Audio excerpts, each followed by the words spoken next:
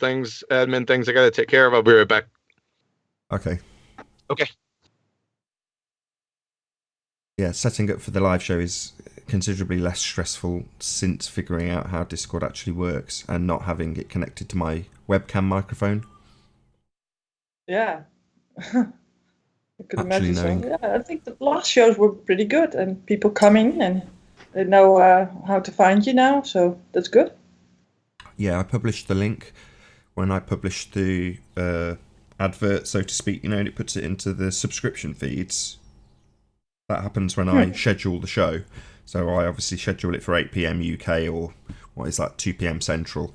But as soon as I did that, I went into the Discord server, grabbed the link from the live stream, and stuck it underneath the video. So in other words, if somebody goes in, live in 3 hours, they can still scroll down to the Discord link and come into the Discord live stream link. Yeah, that's Because good. I thought there's no harm in sticking it out early. It's not like a Hangout link where they can come and destroy the Hangout while you're sat away. They just go in the live stream and sit there if they want to, on mute. Yeah, then they can snipe, they can do anything else. Yeah, that's good.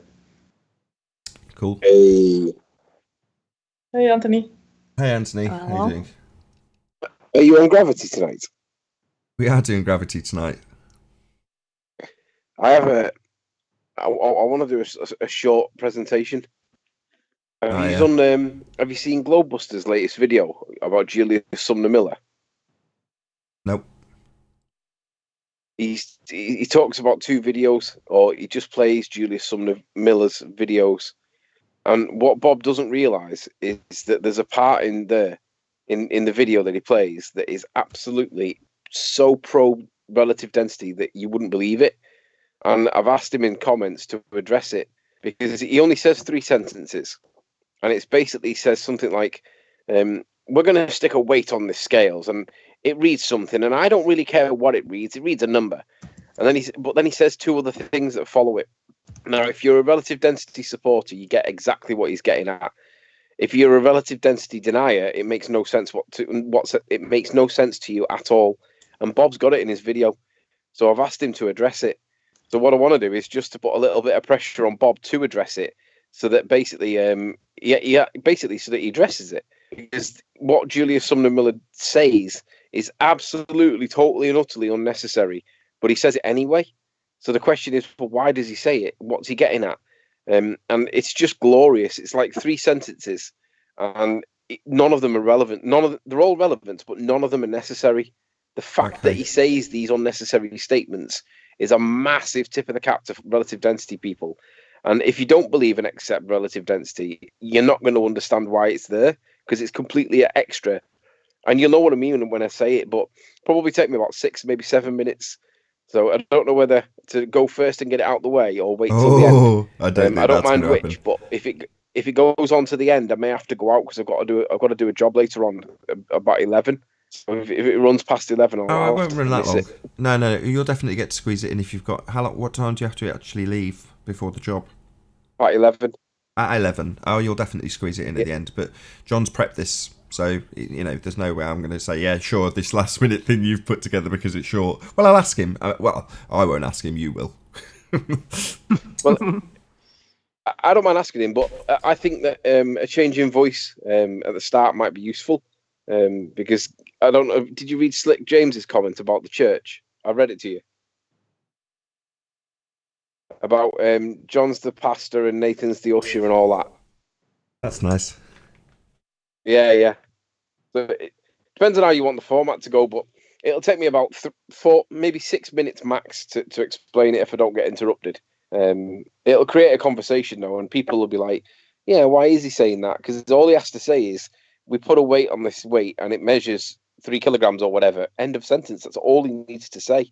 But he doesn't. He says 3 additional sentences, and I'm like, come on, Bob, explain this. Why does he put these extra bits in that don't need to be there?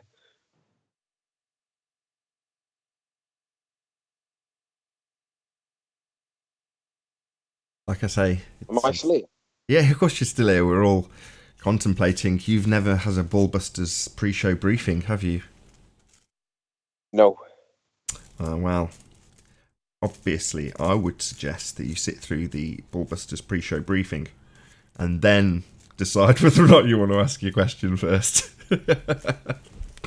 Whoops. Well, I can assume I know. I can presume I know what the briefing is. Don't fucking interrupt me when I'm speaking. No, there's more to it than that. You know, keep your interruptions concise.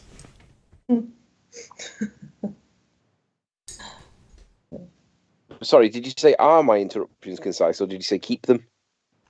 Well, there's scheduled stops along the presentation. So at a scheduled stop, if there's something to add, don't ramble on making the same point five more times. Just make your point. That's it.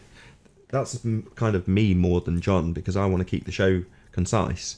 As much as John's presentation will always be concise, it's John's presentation, so it'll be information ram-packed and concise. But to make it more viewer friendly, we're in other words, we're like the anchovy or the garnish. You know what I mean? We're making it look a bit nicer and more appetizing, but it's not really required for the meal. Does that make sense? Yeah. Yeah, with the side dishes. Yeah. Well, I'd call my roll a side dish.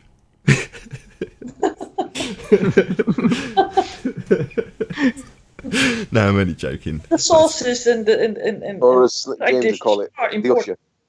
Well, let's put it this way. Anthony wants to be a side dish, which is fair enough. Everyone wants to be a side dish. Sometimes you can be the main meal, as Paula knows. But be careful that you don't be a side. I'm not. That's not what I want. I'm not interested. What I'm interested. And we only serve meat here. I'm not I was gonna- interested in being a side dish. What I'm interested in is putting pressure. Putting Yeah. pressure. Do you have a container? What can I do? Like for some reason. Yeah, I want. A lot of Tupperware. Right. Okay. Am I coming through? Okay, so We've only got 6 minutes. So, John, can you give the pre-show briefing, and then Anthony's got a question. Yeah, pre-show briefing is to hold off on all your questions and comments until I give you the go. You don't have to wait for me this time. If I say comments, questions, and then you guys could just roll. Do you want to roll? It's better if we don't guess at this. How do you want to roll? Do you want to go? Is Anthony going to stay the whole time? Yeah, I think so, because I estimate that he'll be still around by the time the show's rounding out. He might not be around Okay. for the after-show debate, but that's probably it. Right. Now, do you guys prefer any order to go in instead of stepping all over each other? Let's get a system down right now. Who goes first, second, third? Ladies first. So typically it'll go age. I would say age before beauty. So it's got to be Paula, Betty. I'll always win that. Yeah. Paula, then Betty, then it'll be Anthony. Is Adam on the call? It will be later, I think. So either Anthony after Adam, if Adam's on. All right, you finish up, Anthony. We'll go Betty, or Paula, Betty, then Anthony. Try to keep your comments concise. That's all I ask. That's it. Go ahead, Anthony. Go ahead, Anthony. What? Well, you've got a specific request, right? Yeah, the side dish. No, I'm not interested in the side dish. I'm interested in raising awareness to the point that Bob hates, which is relative density, in the context of what Bob's presented on his latest video. Now, I actually agree with a lot of what Julius Sumner Miller demonstrates, but he's got this really beautiful way of using language to make points that don't need to be there. And it's like, well, Anthony, why you is he making these points make that don't... presentation, right? Yeah, it'd be about 6 minutes. Well, just do it after. When I'm done, just do it after. As No a dessert. worries. Yeah, just do it after. You got a cold. No, I'm on my mobile. I do have a bit of a cold, yeah. I'm getting over it Yeah, now. I could tell.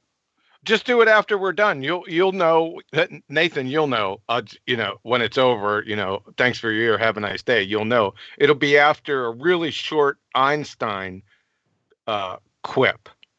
So you'll know, and then just ask Anthony. Anthony, do you have something else? And just let Anthony go. That's fine. I'm gonna have to log on my PC. This is for some reason my phone's having a minute.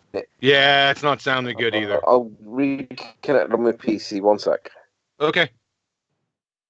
Well, what about Anthony going first? Because it might be long and drawn out. Well, he said it was only about 6 minutes. Yeah, but that's Anthony time. So that's 26 minutes. Those are Microsoft minutes, right? It'll count down and then go, oh, now you got an hour. Come on there, Nathan. I mean, let's keep it real now. Okay. And now he's under pressure because after the show he has to make it short and quick before he has to go to work. Right. But you have to be short and quick too, because otherwise he doesn't have any time. Right? He'll have plenty of time. So Yeah, how long is it then? He's got to go at 11, he said, so he's actually got to go out for a job at 11, so in other words, 3 hours, but I'm hoping to keep future shows, the main event, down to 2 maximum. It's not going to be, I'm not going to be 3 hours, man. I know, on this particular, I know roughly how long this one will be, and it won't be 2 hours, so Anthony's definitely going to be here when he wants to get to do his presentation. Yeah, he's not going to have any worries. It's not going to take me that long to go through this. No. It's not the same presentation. I altered it a little bit, but it's not going to be no friggin' 3 hours. Yeah, you mentioned it vaguely yesterday. Yeah. Unless we have the Paula and Betty show in the middle like we had last week. Oh, we can, but we are just the side dishes. Yeah, it's a good name. Yeah. Hopefully not the side kicks. Well, I was a lot more derogatory, so what I said was that we weren't needed at all for the meal, and that we were like relish or garnish, rather.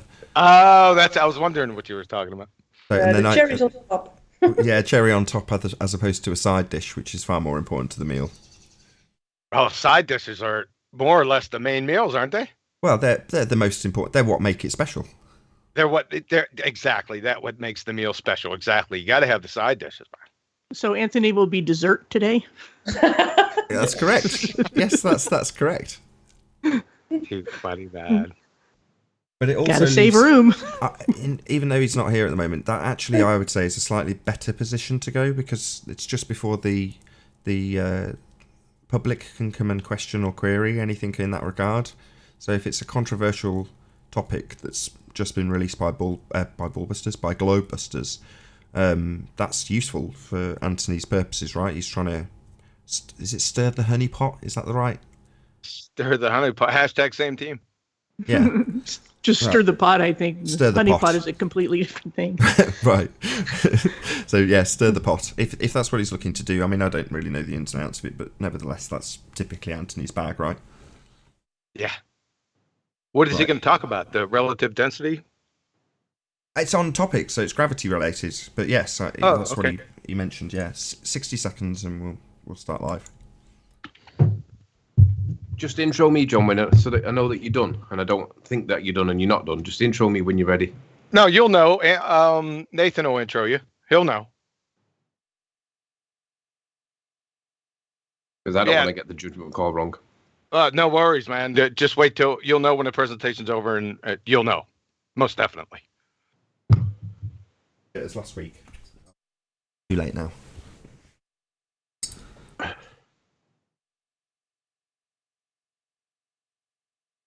I'm scared. Don't make me laugh before the intro. It's just not fair. If I wasn't cracking up, if I could play it deadpan next time, I'll say I'm scared too. But keep it calm, like not laugh. Oh, it's going to make me late.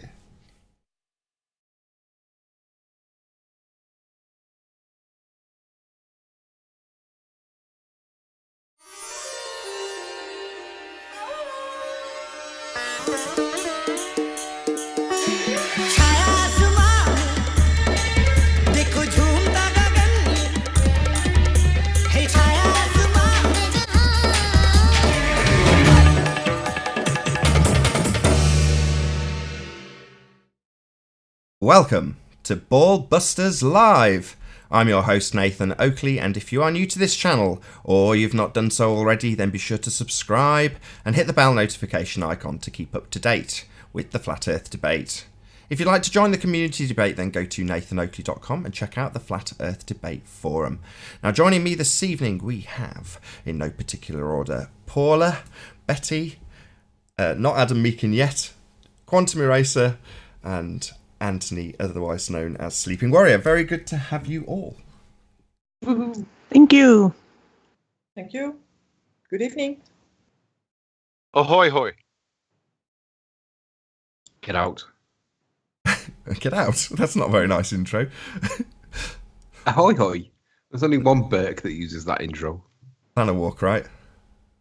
Let's not mention his name. It's a cuss word.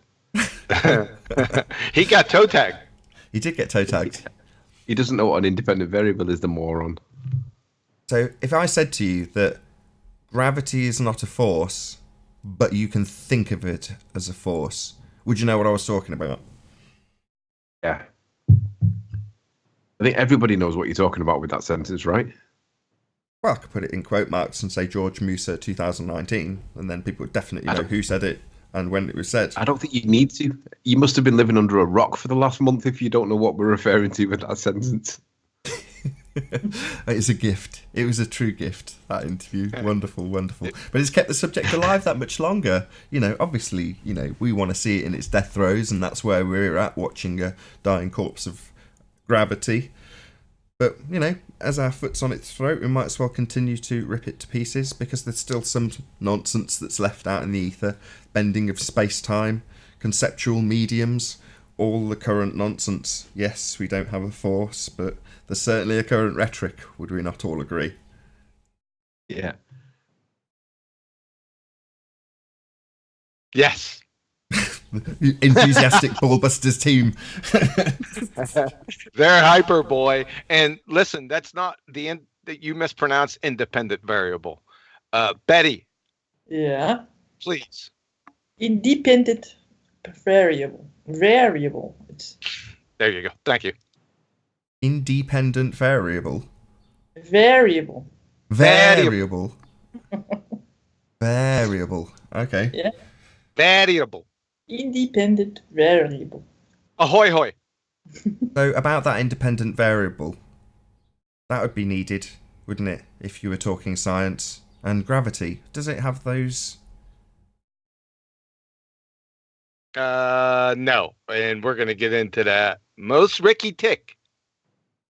So there's no scientific evidence of gravity, and on pretty much every single flat earth debate we ask that exact question. Is there any scientific evidence of gravity? And alas, none is ever offered. Plenty of pseudoscience for the formerly known as a force, gravity, which was superseded by Einsteinian gravity, pseudo-Ramonian for space. Space-time! That bullshit medium that you never get to experience and absolutely in no way can manipulate. And which quantum mechanics is pummeled into the incoherent oblivion. But no, they just keep whistling past the graveyard. Space time! They don't even do that space time. They're on to the force. I mean, this is like Star Wars. Force.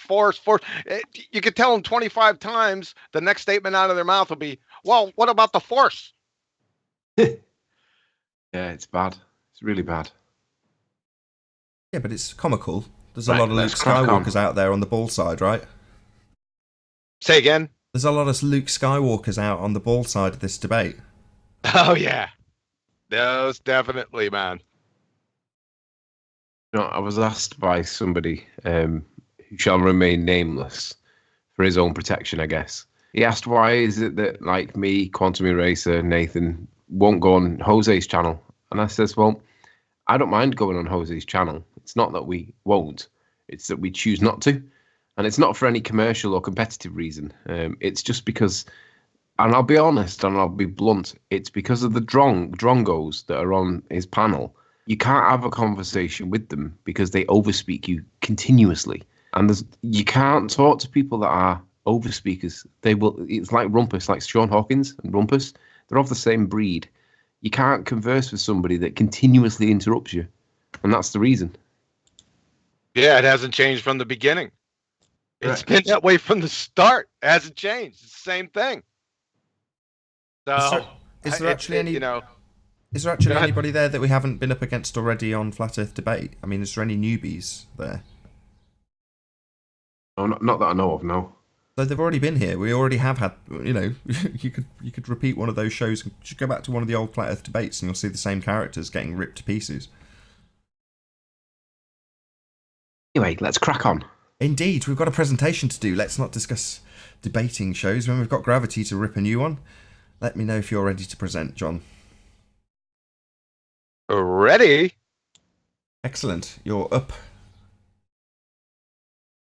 Yeah, we talked about gravity. I think it was 4 or 5 weeks ago. I don't remember the episode, but like we've been talking about, gravity has been up to the front and in center of focus, especially since the George Mooser interview, and everyone's been talking about it, man. So I decided to go ahead and do a gravity presentation again. This isn't the same gravity presentation. We'll go over some of the same topics, couple little twists. We won't spend too much time on Einsteinian gravity. We'll hit them a couple times, but not to the depth or length that we did the last time. If you want to see the quantum mechanics deconstruction of Einstein, just go back to the last gravity presentation and it's all there. So I'd like to start out with what science is. And you'll see why here in the next few minutes. So, from the University of Rochester Physics Labs, the scientific method distinguishes science from other forms of explanation because of its requirement of systematic experimentation. That's a very important word right there. The requirement of the scientific method is systematic experimentation. That's what distinguishes science from everything else. From cakes, from chicken noodle soup, from badminton, you gotta have this to have science. It's just that simple. Right? So how do we get to experimentation? Well, to get to an experiment, you have to have a hypothesis because an experiment is a hypothesis test. So let's see what these are. Scientific hypotheses. From California Institute of Technology physicist Sean Carroll, arguing in The Edge that hypotheses aren't simply useful tools in some potentially outmoded vision of science. They're the whole point.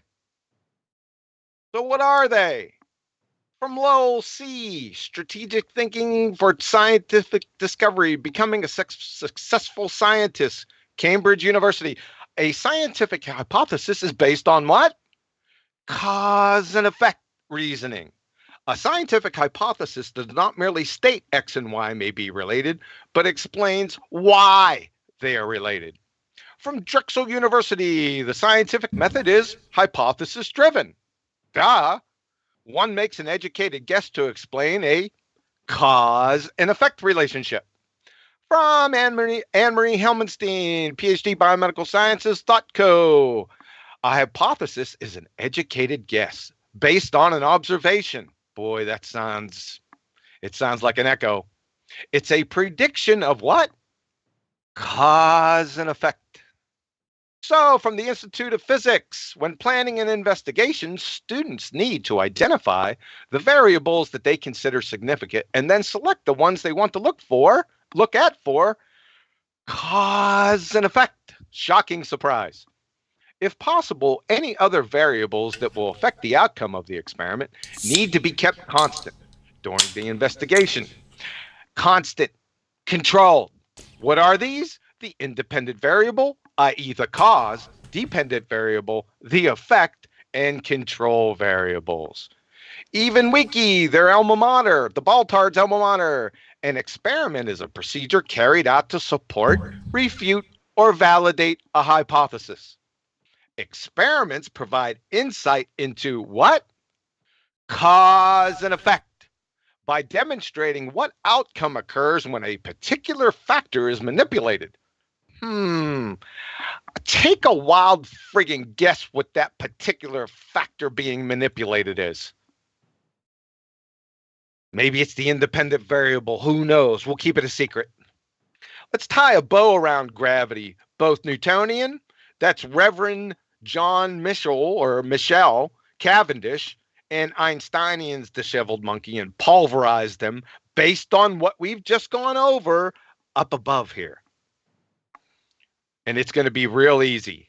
From Martin Rees, astronomer royale with cheese, esteemed British cosmologist, astrophysicist, the University of Princeton Press. What causes gravity and mass? These questions still baffle all of us. So what in the world, guys? According to Professor Rees, does mass attracting mass cause gravity? Nope. According to Professor Rees, does space-time cause gravity? Nope. Turn out the lights.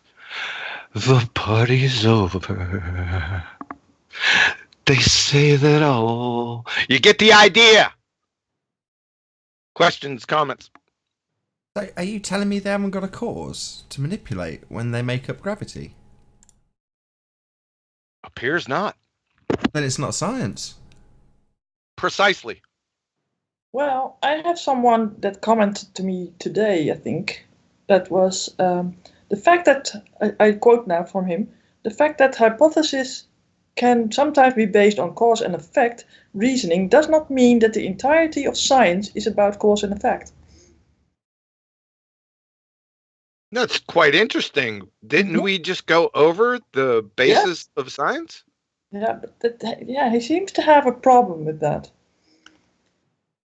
So I asked him for a couple of examples, and he has provided, but I didn't go over them yet. So we'll see what he brings up. Well, you can't have science without experiment, and you can't have an experiment without a hypothesis, and you can't have a hypothesis without an observed phenomenon.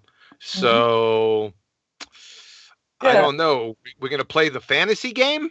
Well, I asked him for the hypothesis and what tests were used. So I hope that he will be able to come back to me with examples and explanations for that. I can't wait to see him. Yeah. Paula, any comments? I think when people say things like that, they're confusing, they'll always give the example, say for, the computer you're using is the result of science, but it's more the result of engineering, which isn't necessarily science, because you're not trying to prove anything. You're trying to make something work, and you're just being creative, and you're using the basics that have been, the theories and whatnot to, for example, come up with, okay, I need a certain circuit to, the computers are always made of bits on and off. Well, that's made of components that you put a certain amount of voltage on to a certain device, like a diode or whatever, and it's going to have voltage at this point. That's engineering. That's based upon science. So when they say something like, if I was following Betty right, that is kind of an offshoot of that, really, but related, that people will always say that this is, you don't need the scientific method all the time because you can do science without it, but they're confusing engineering with science, just to try to make that observation. Yeah. And more than that, I think they also think that discovering things in how things, they discovered, for example, in the cells, what's going on there, but that's more discovery than it is science in the sense of cause and effect. They call it science, but it isn't. Precisely, you're answering a what is question rather than a cause and effect question. You got it. Yeah, and then you have these people that think that stats or statistics is science too, like that bird humping thing with the birds, so many birds in so many areas and stuff. Yeah, that's.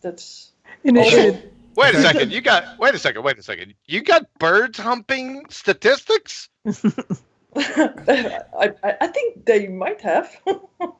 And it doesn't help when people use terms like computer science. My son, for example, that was his major in college, computer science.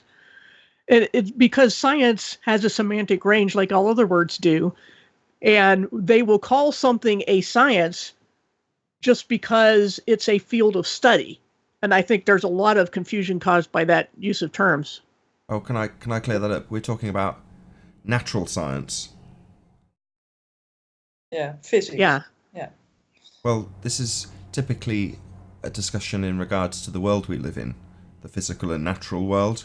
So I'm not that interested in how a computer functions in that regard. Knowledge, though scientific in terms of its etymology, might be accurate. We're talking about the physical and natural world. That's natural science.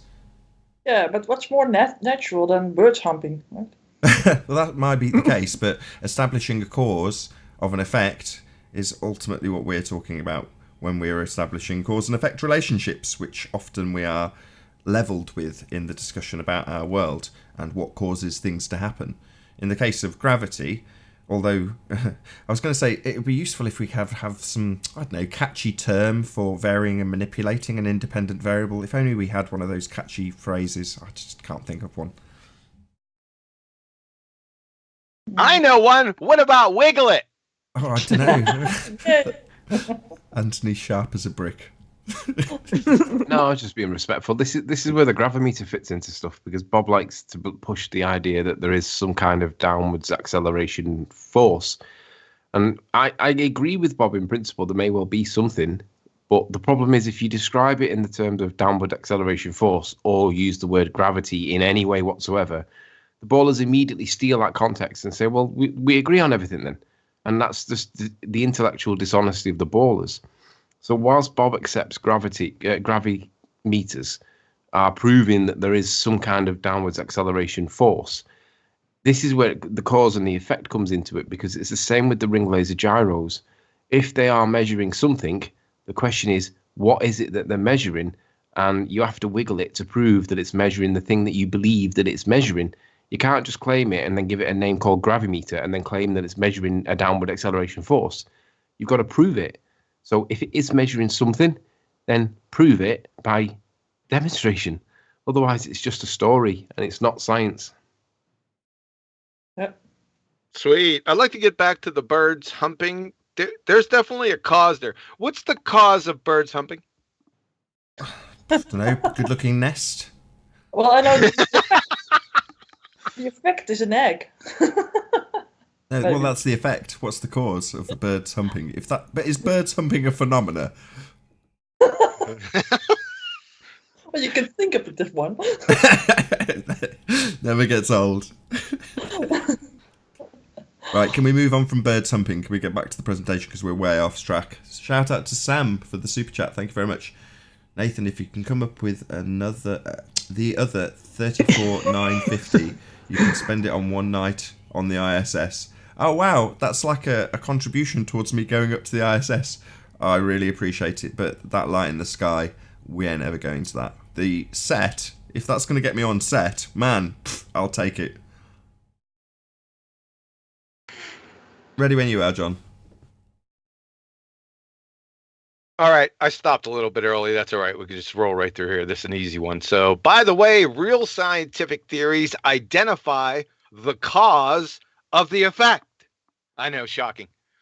And even Georgie fucking Mooser said 2019, oh no, not at all, to the question, from fat to fat Earth, we still don't fully know the complete cause of gravity.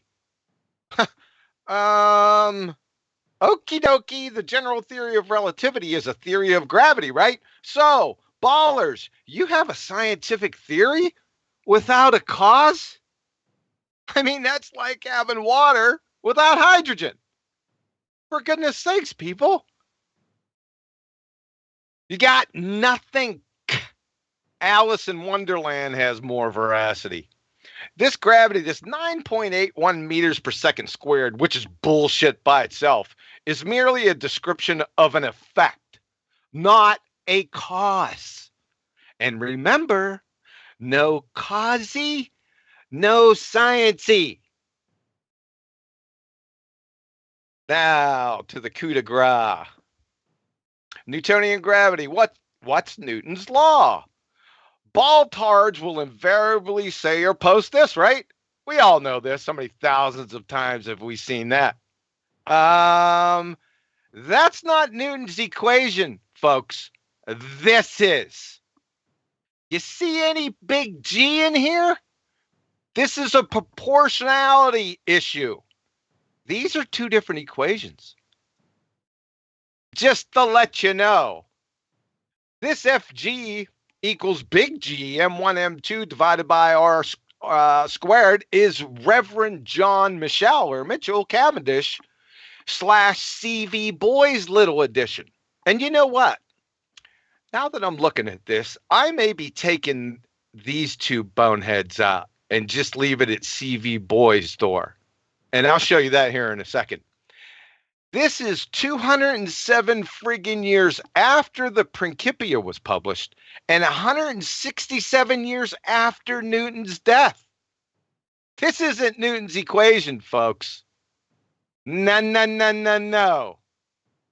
So big G, like I said, Newton's universal law of gravitation was published in the Principia July 5th, 1687. And this was the equation. You see big G in here, pretender clowns? Probably an aberration, right? Number two, Cavendish didn't conduct his alleged non-experiment, which should be known as the Reverend John Michelle Cavendish experiment, until 1798.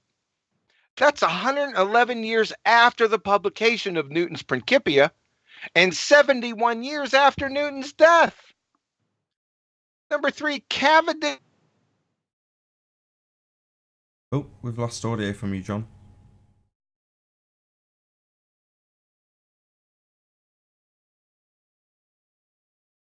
Not on mute, he must have dropped. No, because we've still got a screen share. Just lost the mic.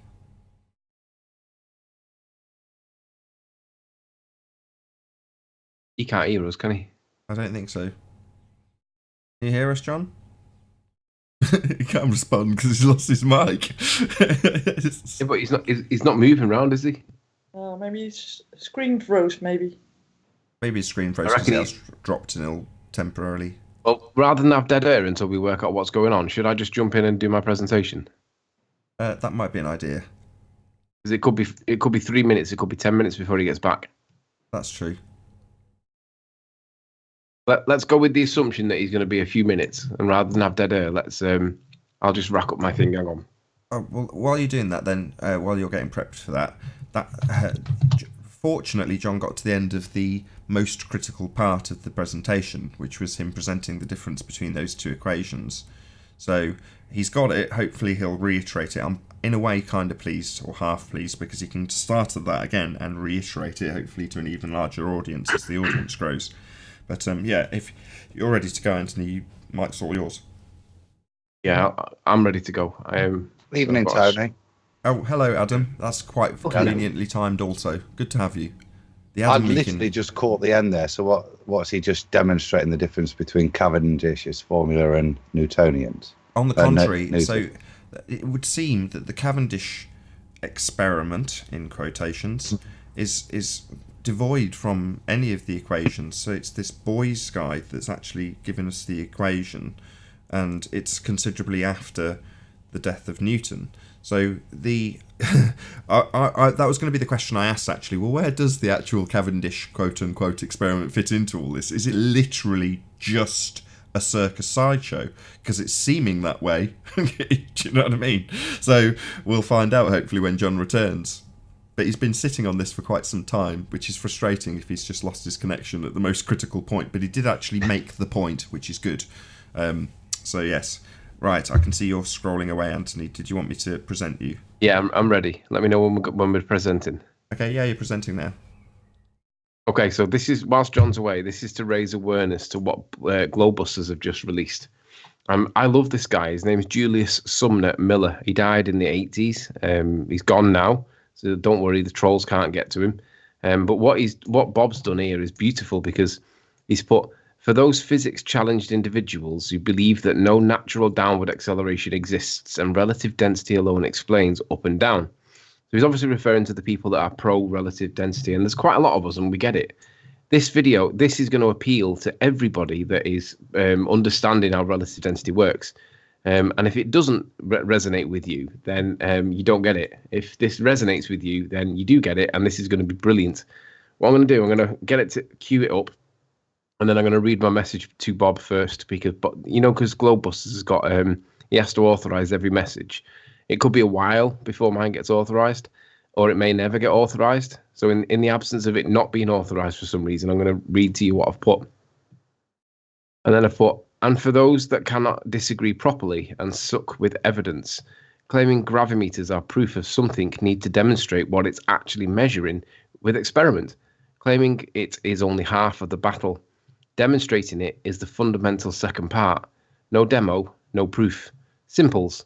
Science, bro. Independent variable, cause, effect, phenomenon. P.S. From 1755 and until he finishes the sentence, and I don't care what the scale reads, it reads something. Why does he add that line when it's totally unnecessary? That one poignant addition should tell you something, and I bet you'll simply dismiss it. But why does he add that line if it's totally unnecessary? And I'm going to play the clip in a minute so you can see it. But basically, if there's not a contentious issue, there doesn't need to be any further explanation. He would literally just say when he puts a weight on, this weighs X. But he doesn't say that. He makes 3 additional comments that are totally unnecessary. I continue. He adds the line because he knows it isn't measuring weight or mass. If he thought it was measuring weight or mass, he wouldn't add, quote, we say it weighs the weight of the body, but I really don't know what that means. For a PhD level professor, for him to say that, which is his second sentence, in addition to what he's already said, seems to be really perverse, almost.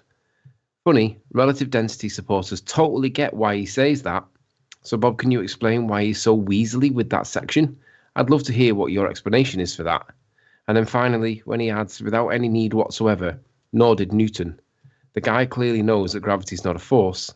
Absolutely no need at all for this commentary to be in.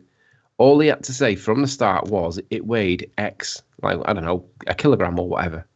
Come on, Bob, you know you need to join our side. They all float down here, obviously citing from the clown thing called IT by Stephen King when he's in the drain. Anyway, so what was the timestamp? 1755. So it's only 3 sentences, and I want you to listen to what he says here, because all he has to say when he's putting this weight on is that it weighs X. But listen to how he doesn't say that. He goes further. When I pass the sound through now, it'll be one of these two. It might even be that one. Can you make it full screen? Maybe. I'll go with that one first because I need to make sure that the sound comes through. Here is a scale. Oh, hang on. It's double speed. Yeah, the sound came through. Did the sound come through then? Yeah, but also so does mine.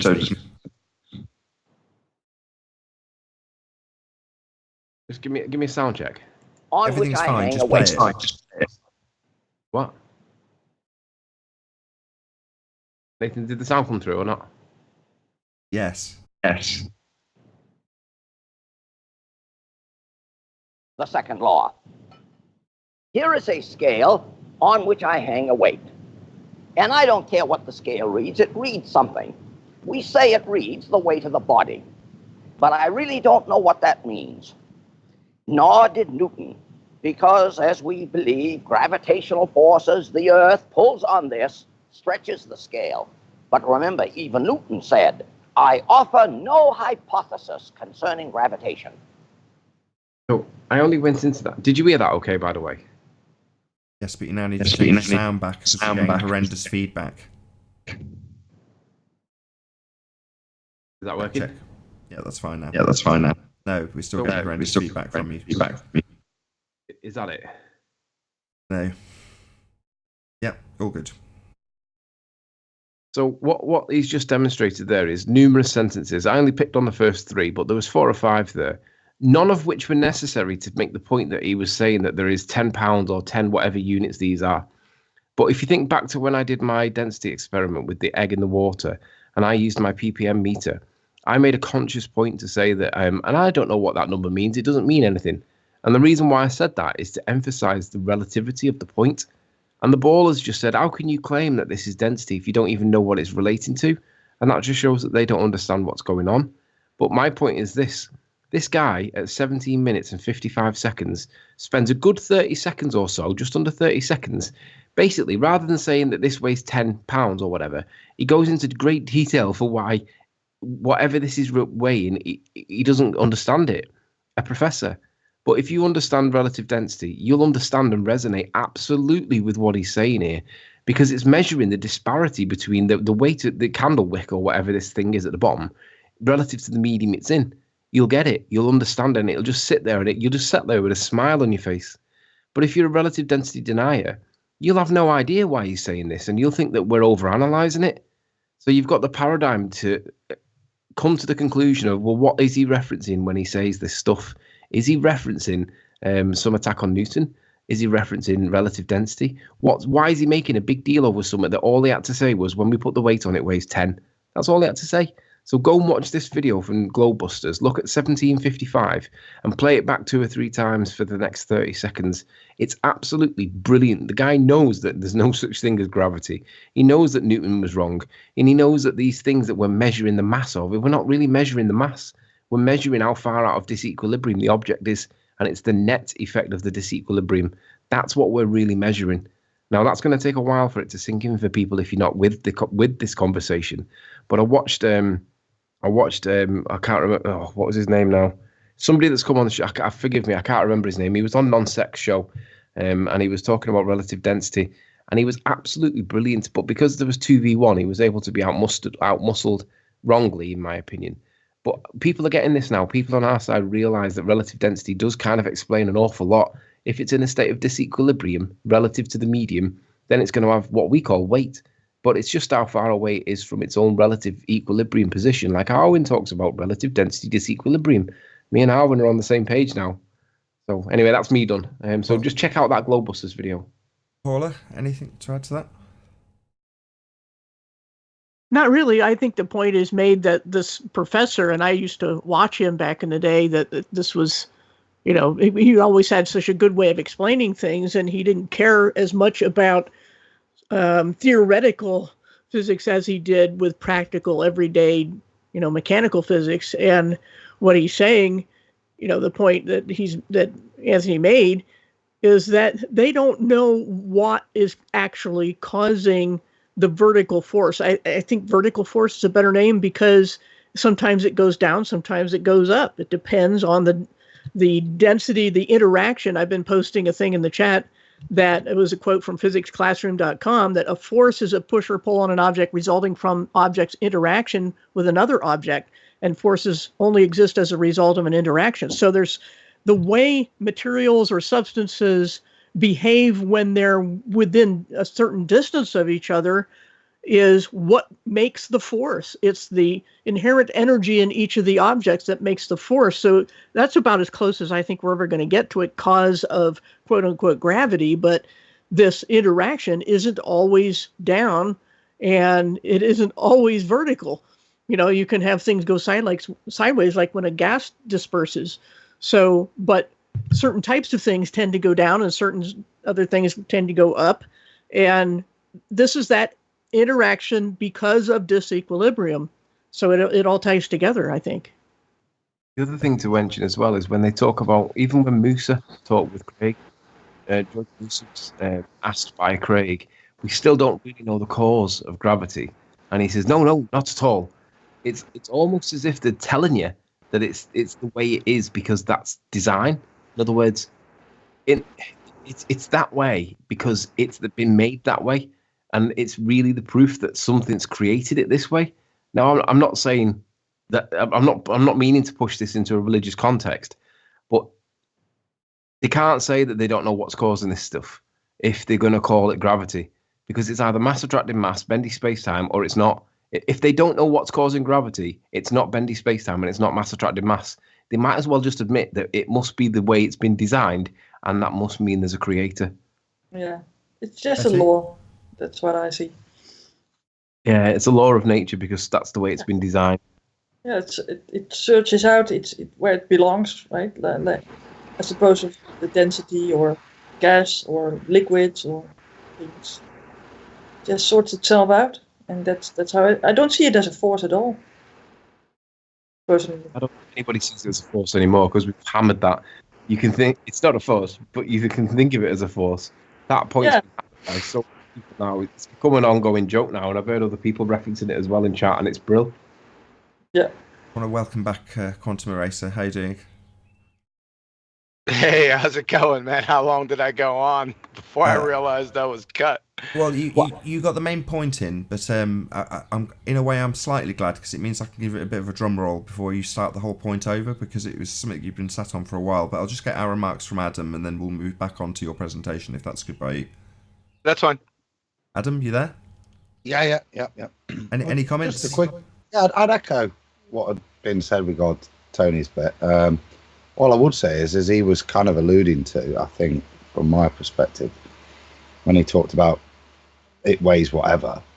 Anthony, excuse me a second. Anthony, yeah, you are echoing, Adam. Anthony, can you please go on mute?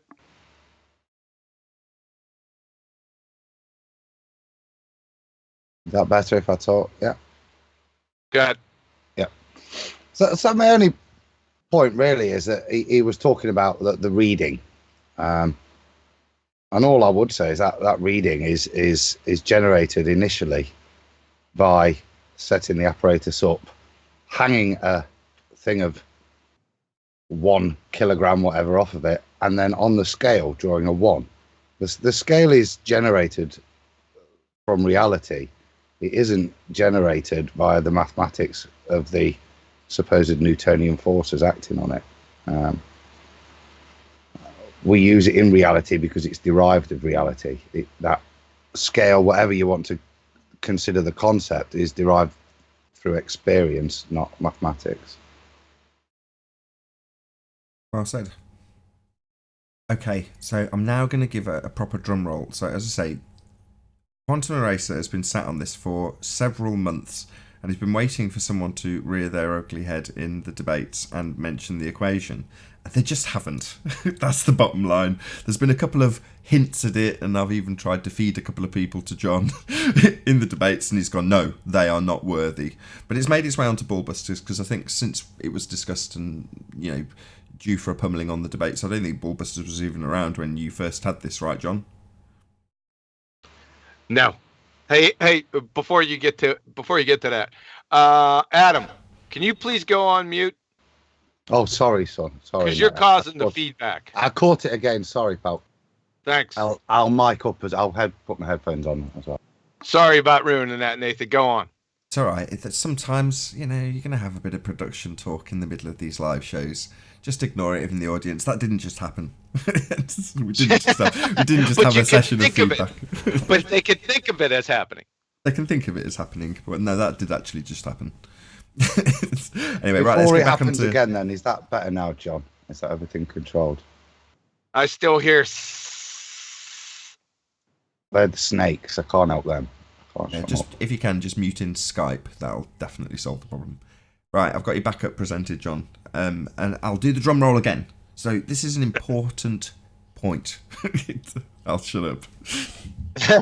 Hey, now, did we get past the no causey, no sciencey part? That's about where we lost you, but I want you to start from the equation again. So start with Mr. Boyle and Cavendish Mitchell.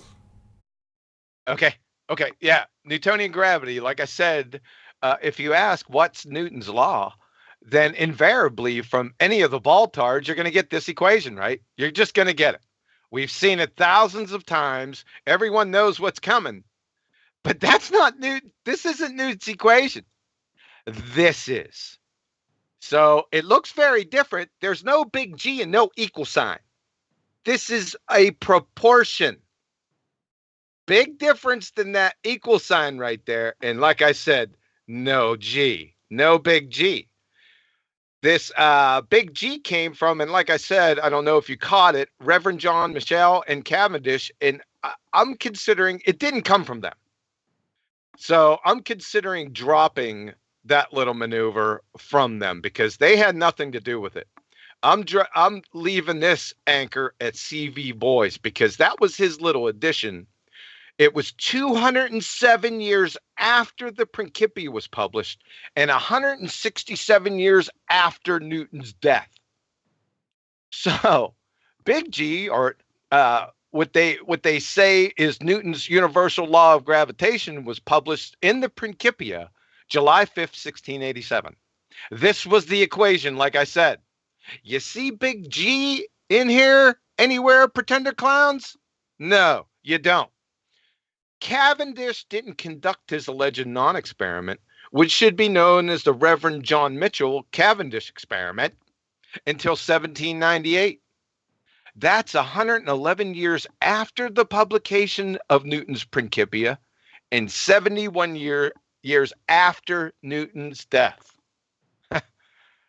Number 3, Cavendish didn't calculate a numerical value for G or M. Let's take a look at this. So we got Lauren Hodges, Department of Physics and Astronomy, Iowa State University. And listen, I never looked up here. I'm telling you, I didn't. So they're copying my Michelle Cavendish experiment. I'm standing by it. Let's take a look at what they got here. So Cavendish's paper, right in this vicinity, folks. Cavendish's paper did not disappoint me in this respect. There were 3 major surprises awaiting me. First, Cavendish did not determine G or M. He determined the average density of the Earth. Wait a second here. He didn't determine M, which is mass. We're going to get into that a little further in the presentation. But he determined the average density of the Earth. How did he manage that little magic trick? Density is mass over volume. You need mass. We'll get back to that here in a second. Number 2, second, while he presents his raw data very completely and carefully, Cavendish made an error in his I don't really care, because he didn't calculate G or M. Number 3, the third, and most surprisingly, the famous Cavendish experiment and Cavendish apparatus were not designed by Cavendish, by geologist, the Reverend John Mitchell, right down here. You see him? So it's appropriately named. You know what? Let's get back to this. I want to see how you figure density without mass. That'd be a good maneuver. Let's go in there and find it. Finding the density of objects without measuring mass. All right. We'll go to the Institute of Physics. Got the abstract up here. Let's see how we can do this. A simple method based on the moment of forces. Really. And Archimedes' principle is described for finding density without measuring the mass or volume of an object. This is going to be a neat trick. The method involves balancing 2 unknown objects of mass 1 and mass 2 on each side of a pivot on a meter roll and measuring their corresponding moment arms. Really? So I want to see somebody who put the Earth on one side of a pivot on a meter rule, because that's how you need to do it. This is quite preposterous, folks. I mean, the more we get into this, the more nonsense we find. So the bastardization of Newton's law, big G, didn't make its appearance until 207 years after the Principia was published. So wait for it. It's not Newton's law, for fuck's sake. Moreover, the Baltards ascribe gravity to Newton. Let's take a look at this.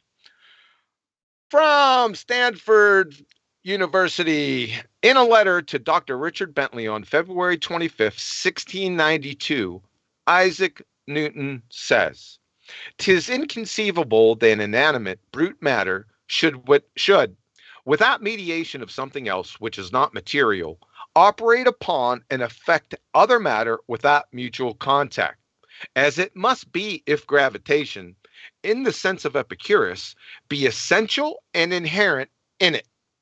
And this is one reason why I desired you would not ascribe innate gravity to me.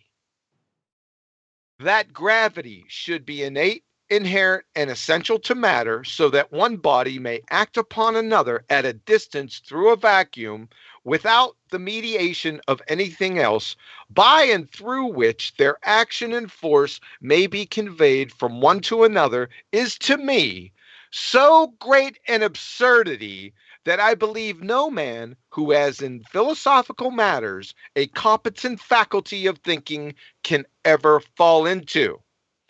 Gravity must be caused by an agent, acting constantly according to certain laws, but whether this agent be material or immaterial, I have left to the consideration of my readers. So I don't know why you guys are ascribing gravity to Newton. He told you directly not to do it. And this last little bit must be caused by an agent. Guess what he's talking about? God. An agent. And he's kind of saying, he's kind of straddling a fence right here by putting this material or immaterial in there. I can't speak to that. It sounds like fence straddling to me, probably because of the moment of the times. So turn out the lights, you mindless parroting wiki pretender clowns. You're toast. You have absolutely no friggin' clue as to what you're talking about. That's what you get for mindlessly parroting wiki or priest from your ball-tarred, spinning space monkey congregation. Let's stop right there. Cool. Now, plenty of weight behind it, and plenty of cowbell, as you would put it. Anything to add, Paula? Did you say plenty of weight behind it?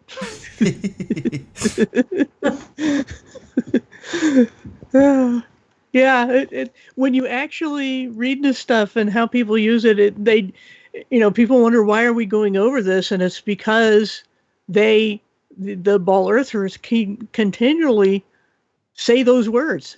Newton's law of gravity and Einstein's law of gravity, and they'll say, well, Newton we can use for, most practical purposes. But what you just read there is no, I'm not telling you what's causing it. I'm just watching what happens. That's how you can make a scientific law. Is it's just observation and saying this always happens without exception. That's a scientific law. And then they can derive mathematical relationships from that. And that's all Newton did. But looking for what makes it happen, that's been the problem. And that's the whole reason why Einstein had to do what he did. Well, one of the reasons, to try to actually find a cause. And all he did was move the goalposts to the trampoline with a bowling ball in the middle, which explains nothing at all. It's ridiculous. But yeah, I mean, it seems pretty obvious to me what Newton is saying there. Betty, you got anything to add? Yeah, it's fascinating how along the times things have been add on and it's like someone started the story and phrases are being added to it to make it work and to make it in a good happy ending. But it is a house of cards, basically. I phrase that as they smear on yet another layer of bullshit. Right, you Adam, you got anything to add? Yeah, I mean, I'd probably say the same. And John, if you just scroll back down to Newton's quote there, I think he was, I think we all agree, a very intelligent man. And I think he's, in his writings here, realised that what he's proposing isn't backable. It's not even really describable by him. But I think he's smart enough to realise that people are going to ascribe certain things to it, and in his own writing he asks you not to do so. So I would suggest probably 300 years later he's turning in his grave at what's been written in his name, what has been quoted. And the formula is probably the cutest example of the misquote. Anthony? Anthony left. Has he got stuff to get on with? Well, he got to do his presentation. I'm sure he's very pleased.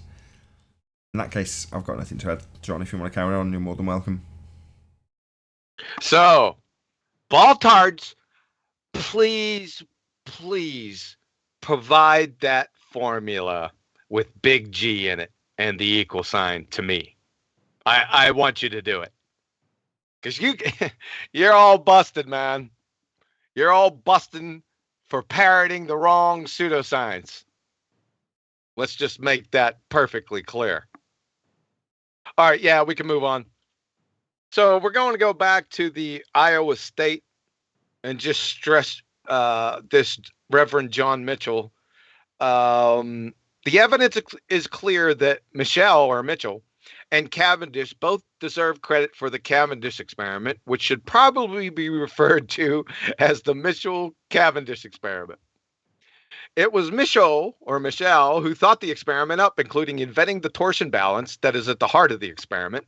It was Michel who built the original apparatus for the experiment, and the apparatus clearly capable of producing the results desired.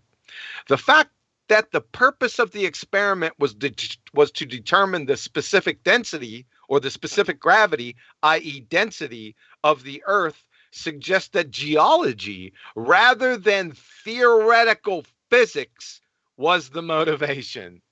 So, like I said, I want to hear it now. If you're going to mention the Cavendish non-experiment, I want the Reverend John Michel Cavendish non-experiment. You got to get that right, folks. So, to the gravity hypothesis from the Principia, somebody mentioned this before. No, I think it was Anthony's video that he was just mentioning this. From the Principia, I have not as yet been able to discover the reason for these properties of gravity from phenomena, and I do not feign hypotheses. For whatever is not deduced from the phenomena must be called a hypothesis, and hypotheses, whether metaphysical or physical, or based on occult qualities, or mechanical, have no place in experimental philosophy.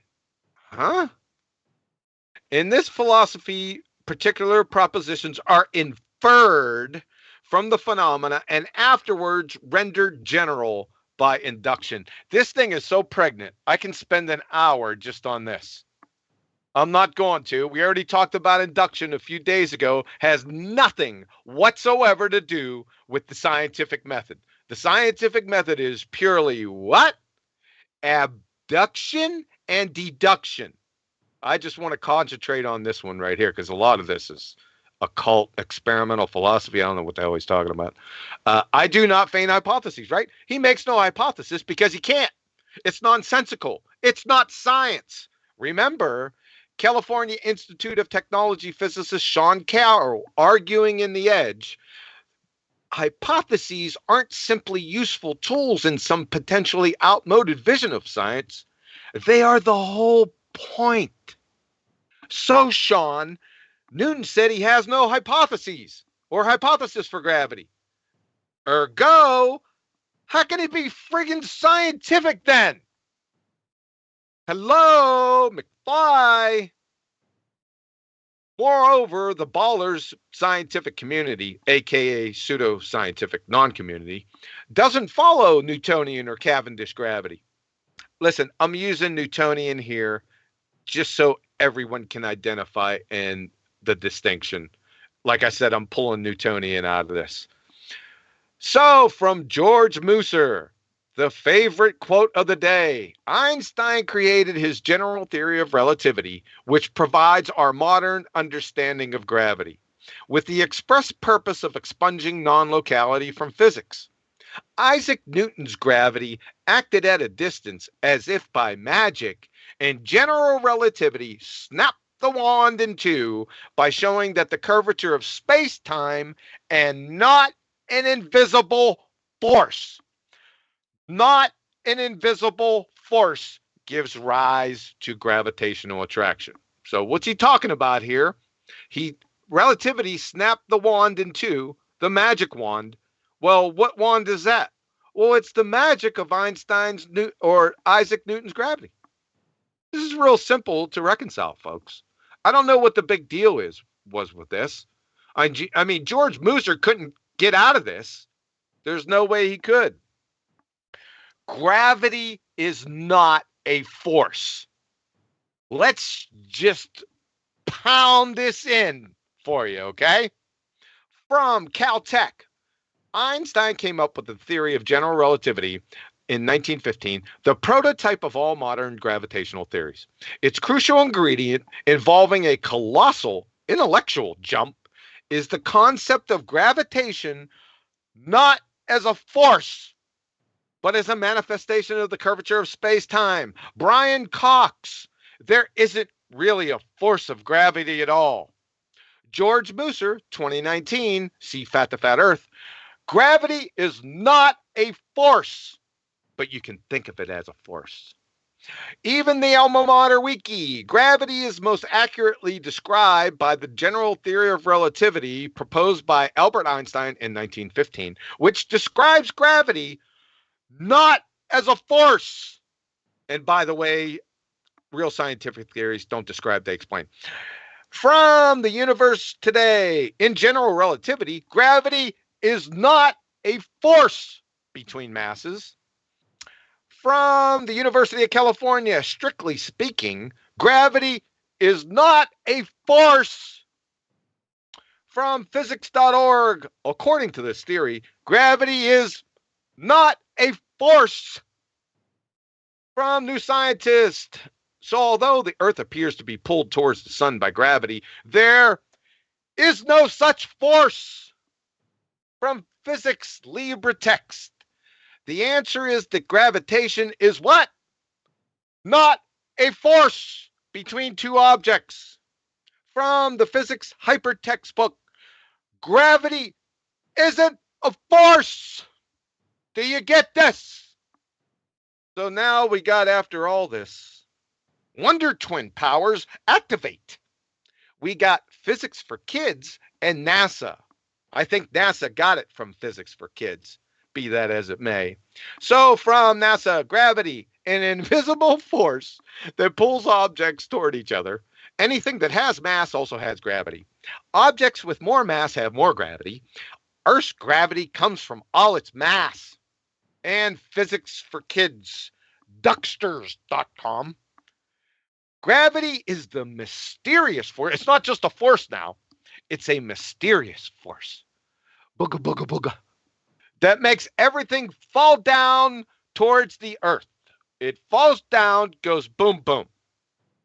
Only in Shangri-La, folks, can we base reality on paradoxical contradictions. Comments, questions? Paula? That earlier statement about snapping the wand and getting away from an invisible force at a distance. Well, is space-time visible? You know, if that's the antidote to an invisible, mysterious force, then show me space-time, because I can't see it. FYI, space-time is conceptual. Betty? But you can see it. Or you can think of it as real, or potentially bendable, but it's conceptual. Betty? Yeah, I want to see the wizard with these mysterious and mystic forces. I want to see that. Yes, we all want to meet the Wizard of Narnia, but Yeah, the one behind the curtain. yeah, but space is fake, so alas. Adam? Just a quick question. So, John, there isn't a mystical force between objects at distance interacting then? I don't know how many citations I just gave you. Yeah. I'm just thinking. I'll just to confirm that wand is definitely snapped. Then there's numerous from various sources, not just Georgie Buckamusa, who's citing it. You know what I mean? These are all from credible sources you cited across the spectrum of the physics world that are all quite categorically stating it is not a force. And guess what we're going to hear tomorrow? The force of gravity. There's nothing else. There is one comment I've actually got, if you don't mind. Can you get back to the quote from the New Scientist? It spoke of falling around suns, or words to that effect. Here we go. You want to read it, if you may? Yes. So although Earth appears to be pulled towards the sun by gravity, there is no such force. So that was probably the only exception, but that actually had the presupposition that we are falling around the light in the sky. see traversing the sky. Yeah, it's the only one that made any connection to anything outside of it. Yes. No worries. Just wanted to make that clear to anybody who may hang on to that particular part of it, that is entirely based on a presupposition that Earth is a sphere and the sky is a vacuum and that we are falling.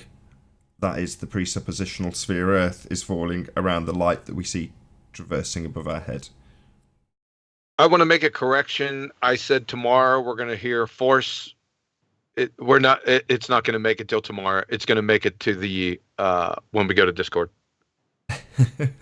Well, that's a nice segue. So there is a link below this video if you do want to join. I think there is some gaps still left on the Discord panel. I can't see it in the tiny little OBS box, but yes, I believe there are some gaps left. If you did want to join and ask some questions, we will open this up to the public towards the end of the presentation. So just FYI. Do you want to continue, John? Yeah, let's roll. You're up. So the Reverend John Michelle Cavendish CV boys and Weird Al's gravity are not the same. Number one, scientific theories never, ever, ever explain laws. You tossers. Newtonian gravity and Einstein gravity are mutually exclusive. Listen, if a scientific theory explained the law, then that law wouldn't be a law anymore. Okay? And since you guys are all on, I've heard so many people say this. Listen, I want to hear or see or post a citation of the theory of the laws of thermodynamics. Can I see that? Because that's essentially, by analogy, what you're saying here. It's quite preposterous. Number two, Newtonian gravity is a force. Remember this from above? Einsteinian gravity is not a force. Number three, Newtonian, the law of superposition applies. Einsteinian, the law of superposition doesn't apply. Number four, they're not even in the same geometry, for crying out loud. Newtonian gravity is Euclidean 3 space, whereas Einsteinian gravity is pseudo-Riemannian 4 space. Newtonian gravity is instantaneous actions at a distance. Einsteinian gravity is limited to the speed of light. Listen, drunken sailors and field goal posts have more in common than Newton's and Einstein's fairy tales. Just to let you know, I'm still using Newton. That's just for everyone, so everyone can identify what we're talking about here. We're going to slowly transition over to CV boys over the next few months. So why on earth are you still appealing to Newtonian, Cavendish, CV boys, John Michelle gravity? All that these crayon munching wiki parroters are doing is taking an effect. Things fall to the ground at 9.81 meters per second, which is bullshit, like I said before, and then conclude by mere declaration gravity is the cause. It's a non sequitur fallacy on its face. They use this value, again, 9.81 meters per second squared, which is bullshit, and put it into their fairy tale descriptive equations and say it works. Then they say, voila, gravity exists. The attribution or cause of this effect has not been identified, isolated. That is scientifically validated. So every time you say gravity, whether you like it or not, as soon as you say or post gravity, you immediately invoke a cause, either mass attracting mass or space-time, right? So you need a new word. I got one, Ducal Slopelgerts. Clowns. So mass attracting mass, the hypothesis, and this one cracks me up. We hear, how many times have we heard this? Well, they don't say it. We have to get them. We have to hold them by the hand, and they finally get to it. If mass, that's the hypothesis. There's our hypothesis. If mass, then mass attracts mass. That's what it is. It's so hilarious right on its face. I mean, it's a Mr. Magoo circle jerk of the millennium. Independent variable, mass. Dependent variable, mass attracts mass. Yeah, nice. Clitus Venetas. This is your actual hypothesis. If gravity exists, then larger masses will attract smaller masses. Even though you can't define mass, we're going to get to that here in a few minutes. This is an affirming the consequent formal logical fallacy. on its face. If P, then Q, Q, therefore P. Have a nice day. P.S. You'd fail 5th grade general science. Let's stop right there. Questions, comments? And mass doesn't attract mass. And what is mass? Ah, you got. I was on mute. You're lucky. You're faster than me. Go on, you can go first then, Betty. Yeah, well, we had a guy in Discord also going over mass and moles and stuff. It's so convoluted that nobody can really define mass, and they get stuck in these terminologies, and they still don't want to use it. And if you can't be certain what mass is, how can you use it in an equation? Whatever equation. Okay, So- but whatever they'd like to define it, with the exception of inertia, stuff doesn't attract other stuff. Just in nature, I'm not seeing boulders attracting boulders or anything like that. That doesn't happen. That was my point. Yeah, I get you. They give a, I've forgotten the fallacy now, equivocation fallacy, correct? Yes. So they define it in many different ways. But, Paula? All I know is that math attracts math. Math attracts math. Yes. Yes. Maths attracts maths. I almost snuck a mass in there. I got your joke for the geeks. Hey, be careful before. Wait a second, Adam. Be careful because you said what attracts each other in nature. We just talked about that before. Yeah. Birds. Birds humping. Ah, right. That's the attraction. I see. No.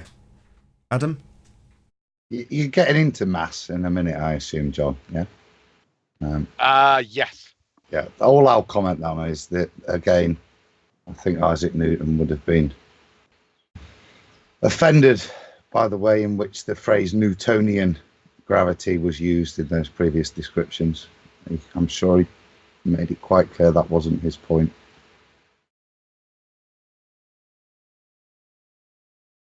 Okay, so this is the...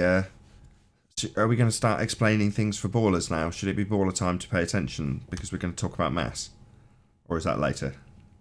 They should have been paying attention the whole time. Oh, yeah, but you've got to actually tell them when the main bit of their ingredient that they need to argue this point is coming up, and I think it is. Yes, I've got it on screen. Go ahead, John.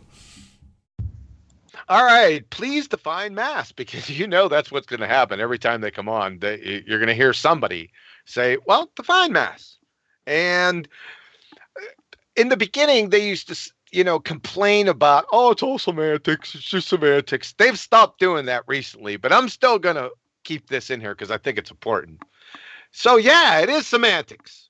Because what is semantics? Word definitions. That's how we communicate, right? It's the Socratic method. You have to define terms, or I could be talking about an apple and you're thinking about an orangutan, right? So we have to define terms. From Anne-Marie Helmestein, PhD, Biomedical Sciences from .co. Words have precise meanings in science. From Dr. Mary Schweitzer, paleontologist, North Carolina State. Exactly. That's one of the things I drive my students crazy on. Words count. Words are important. Choose your words carefully. So that's what we're going to do. Here we go. So what do we get? The mass definition. We got problems already, right? Because we have two different definitions for the same thing. Both of these are from Wikipedia, their alma mater. Mass is both a property of a physical body and a measure of its resistance to acceleration. A change in its state of motion when a net force is applied. Ruh-roh, Shaggy. Inertia is the resistance of any physical object to any change in its velocity. This includes changes to the object's speed or direction of motion. These definitions, folks, are the same friggin' thing, just dressed up a little bit differently. But as you can see, the same friggin' thing. Then the Elmer Fudd sophists try and weasel their way out here with velocity and acceleration. The velocity of an object refers to the speed in a specific direction. Velocity is nothing but the rate of change of displacement. On the other hand, acceleration is the rate of change of velocity with respect to time. So acceleration, units of measure, meters or distance over seconds squared, and velocity, units of measure, meters of distance over seconds. If you're traveling at a constant rate, you have velocity but no acceleration. If you're traveling and your rate is changing, you have velocity and acceleration. This is lovely, but who friggin' cares? This is the compelling factor in the matter. If something is accelerating, does it have motion? Yeah. If something has velocity, does it have motion? Yeah. That's it. They're the same. It's over. Definition of mass number 2. Look, we got serious problems with equivocation fallacies. You guys need to look up what that term means. So, from New York University, mass is a measurement of the amount of matter something contains. Ruh-roh, Shaggy. From Chemistry World, the mole became part of the International System of Units, the SI, in 1971. Currently, it is defined as the amount of substance that contains as many entities as there are in 12 grams of carbon-12. These are the same, right? These are friggin' the same. Just because mole is a specified amount of substance that contains doesn't nullify the fact that each, i.e. mole and per the crayon munchers, mass, are entirely based on amount of matter, substance that something contains, right?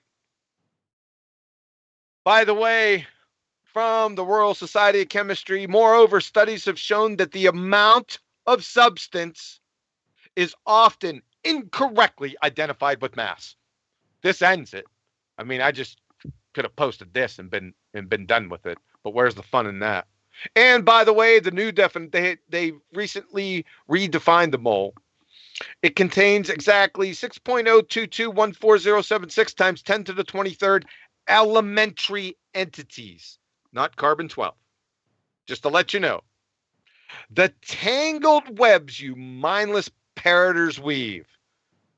Let's put an exclamation point on this mess. What is Mass by Edwin Taylor and Professor John Wheeler. Nature does not offer us any concept as the amount of matter.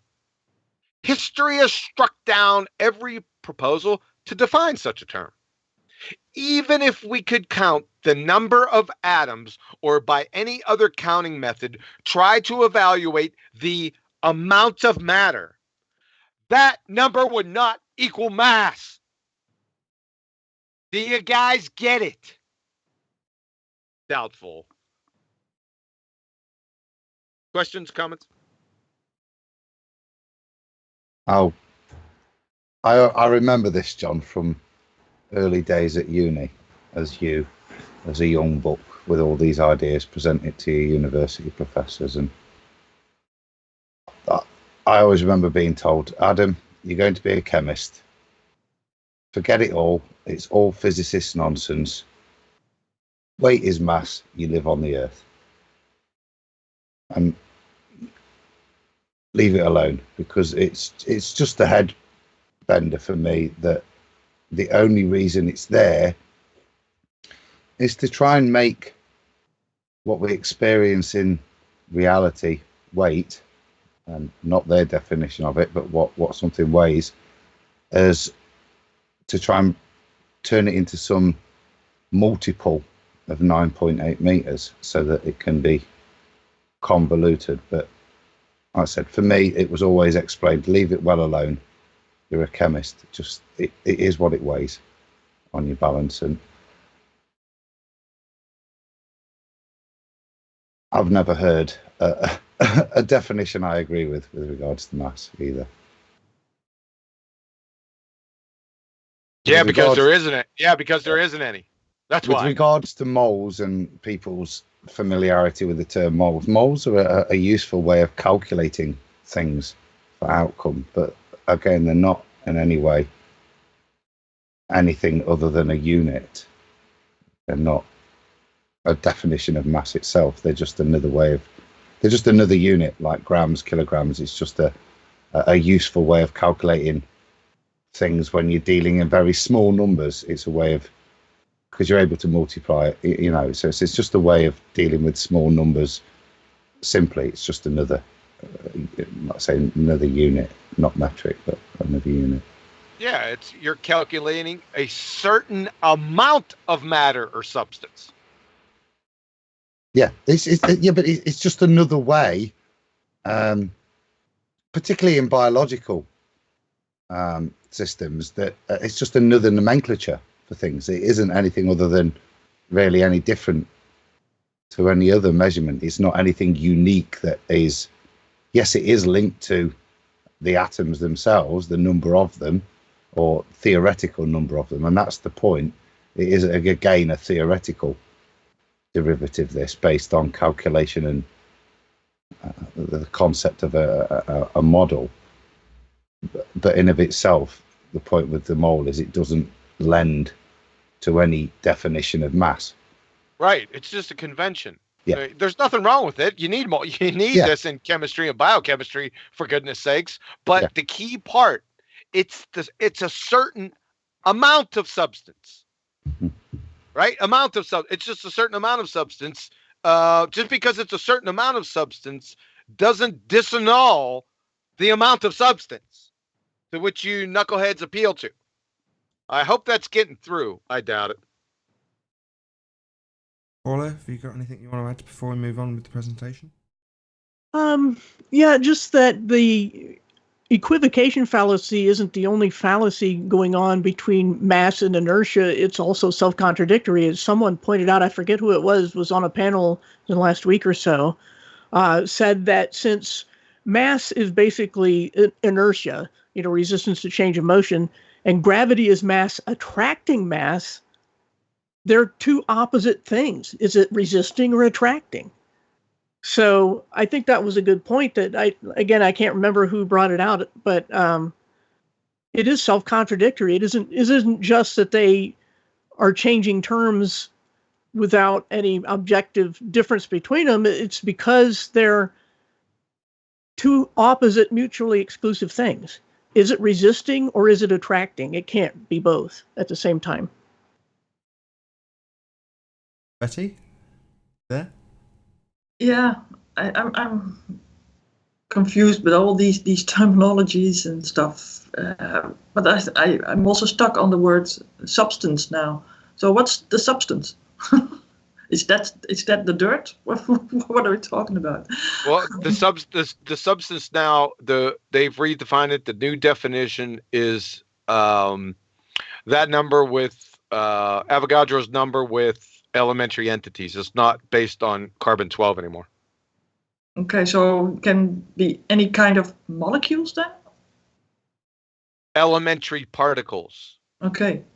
It opens up for more and more questions, I think. But yeah, I don't know what it is still. So with all these definitions, we get more than we can muster, and we still don't know what it is. So I'm with you, Betty. I remember when the definition changed. I think it was either very early 19 or back in 2018. I forget when, but when John did one of the presentations, it was in the transitional stages, and he had to explain it to me twice, and I still don't fully understand it. Someone's quizzing me in the chat saying, go back to the definition of it with C12. And I'm like, well, that isn't the definition anymore. I mean, John has gone through it once already, and I'm sure it will obviously come up again. Quite why, I don't know, but there we go. I'm with you, Betty. Yeah, and if they can't change it that easily, what was it worth to begin with? And what will it end up in? Well, yeah, that was the next thing, but exactly. Like I said, it's just a convention. Don't get all bent out of shape over this. The important part, it's the amount of substance, right? Mm-hmm. Sure, That's the important part that connects both definitions. Right, exactly, to bring it back on track. In terms of mass and mole, it's the amount of stuff. It's just that simple. Precisely. Okay, do you want to? I'll bring your presentation back up. Let's move on. All right, let me give a warning right now to all the ballers. Listen, you guys should turn away. If you're gonna listen to this and watch this, then I suggest to get your friggin' therapist on the line with you, because you're gonna need it after this. You ready? Listen to this closely. Professor Sankar, Chair of Physics, Yale. The laws of physics are always quantum mechanical laws. You don't have separate laws for big and small things. Okay? Let that sink in. The laws of physics are always quantum mechanical laws. You don't have separate laws for big and small things. So, and it's going to happen. It's probably going to happen later. That quantum mechanics doesn't apply to big things. I'm telling you, somebody's going to say it. Unbelievable. Now here comes the really painful part. From Richard Feynman. Listen carefully. The discovery of quantum mechanics first, and then in the behavior of light, and then in the behavior of matter, finally culminating in 1926 with a full equation of quantum mechanics, which told us that the laws of motion of Newton were not right. Let me say that again. Which told us that the laws of motion of Newton were not right and had to be modified with other laws, which are quantum laws of motion. Did you all get that? Let me say it one more time. From Richard Feynman, the laws of motion of Newton were not right. From the chair of physics at Yale again. All right, so today we're going to shoot down Newtonian mechanics and Maxwell's theory. We're like the press. We build somebody up only to destroy them. First, I want to tell you, this is again Professor Shankar from Yale. First, I want to tell you what goes wrong with Newtonian mechanics. The double slit experiment is a problem. That's what puts the nail in the coffin for Newtonian physics. Now, like I said before with citations, these citations are all well and good, right? And they come from certifiable characters. However, they are merely baseless assertions at this point. So get ready. Here comes the cowbell. Ready, clowns? So we have a double slit experiment with a Newtonian particle, an electron. We close one slit and fire a bevy of electrons and we get 10 hits at point A. We close that slit and open the other slit and fire a bevy of electrons and get 8 hits at point A. The Newtonian prediction would be if we fired the same bevy of electrons with both slits open, we must get 18 hits at point A. What do we get? We get a big fat 0. And what does that mean? That is the end of Newtonian physics. I don't know. What does this mean? That is the end of Newtonian physics. Must be a mystery. Let's get our abacus out. So, in relation to Newtonian or classical mechanics, that's what you're going to hear. Every time you hear classical, that's Newtonian mechanics. What does shoot down the nail in the coffin, destroy, that is the end of, and the laws of motion of Newton were not right. What does that mean, baltards? What is particularly confusing about this? Have a nice day. Questions, comments? Hey, I put on my globe head hat and all I heard was la la la la la la la while you said all of that. That's a good technique. It's not so much a globe head hat, but maybe a lack of understanding hat. The first citation is to make a statement as to equilibrate the laws of quantum and the real world. There's no difference. And then the second part uses a quantum experiment to destroy Newtonian mechanics. And I just wondered if you could just elaborate why that experiment destroys Newtonian mechanics a bit. What do you mean, why? The Newtonian prediction would be if we fired the same bevy of electrons exactly with both slits open, we must get 18 hits at point A. Yeah, that's it. That's why. But we don't.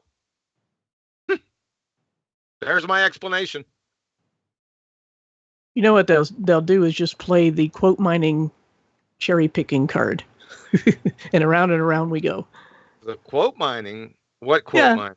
They'll just, you listed all those quotes, about the nail in the coffin and all that, and they'll just say, quote mining. Yeah, they don't know what quote mining is, and we already established they have no clue what cherry picking is either. So I love it. I love it when they do that, especially when they haven't read any of the transcripts or documents that I've put in here and say quote mining. That's priceless. It's special. You there? Yeah, I have nothing to add to this. We get into difficult topics anyway, and we had a presentation on this already, so you can always go back to that one. A Sleeping Warrior has a question in the chat. If gravity is not a force, what is causing tides if it isn't the gravitational pull from the moon? Invisible three-toed gnomes. Right, I've got you back on screen. Why'd you snicker? Why'd you snicker at that? My explanation is just as scientifically valid as any of the ballers' explanation, right? I was laughing with you. Okay, let's go over this real quick. As I said, the mindless retort from the pummeling up here is quantum mechanics doesn't apply to big things. Remember, I laid the groundwork, the foundation before we started? I'll say it again. From Professor Shankar, the chair of physics at Yale, the laws of physics are always quantum mechanical laws. Here's the important point for you. You don't have separate laws for big and small things. It ain't going to matter. They're just going to bring it up again. From Lapquicks, experimental non-classicality of an indivisible quantum system from Nature. Our results illustrate a deep incompatibility between quantum mechanics and classical physics that cannot in any way result from entanglement. So like I said, this is the key word right here. Classical, this is Newtonian physics. Late last year, Bruckner and Koffler showed that it does not matter how many particles are around or how large an object is. Quantum mechanics always holds true. The reason we see our world as we do is because what we use to observe it. The human body is just barely adequate measuring device. Quantum mechanics does not always wash itself out, but to observe its effects for larger and larger objects, we would need more and more accurate measurement devices. We just do not have the sensitivity to observe the quantum effects around us. From the Bulletin of the American Physical Society. The current record holder for quantum interference is 10,000 atomic mass units. We're well beyond single photons and electrons here, folks. And I love this one. A metal paddle 30 micrometers long, that's trillions of atoms. From Nature, a team of scientists has succeeded in putting an object large enough to be visible to the naked eye into a mixed quantum state of moving and not moving. Goodbye, Newton. Sing it with me now. Turn out the lights. Party's over. They say that all good things must end. Call it a night. Did you get it? I think that last point probably exemplifies what I was trying to make out previously. So Newton stuff works on the big scale. I'm trying to get this right, John, in my head, so just humour me a minute. So Newton stuff works on the big scale, but it doesn't. No. Got it wrong. It appears. Yeah. to Let work me get there on the then. big Let scale. me get to the end of the sentence. It appears to work on the big scale. Clearly doesn't on the small, and is not applicable. The converse for quantum is it works on both scales, but we've got an issue in terms of being able to validate it up to scales. But we have achieved something which demonstrates quantum behavior on the visible scale, therefore destroying classical, demonstrating that the classical in of itself is clearly incorrect, because whilst it might have been in some cases a good approximation, it doesn't actually represent what's going off, and therefore. Exactly. You got it. Yep. Oh. Okay. Well, I don't know if there's a bit more to your presentation, but ladies, have either of you got anything to add? No, not really. No.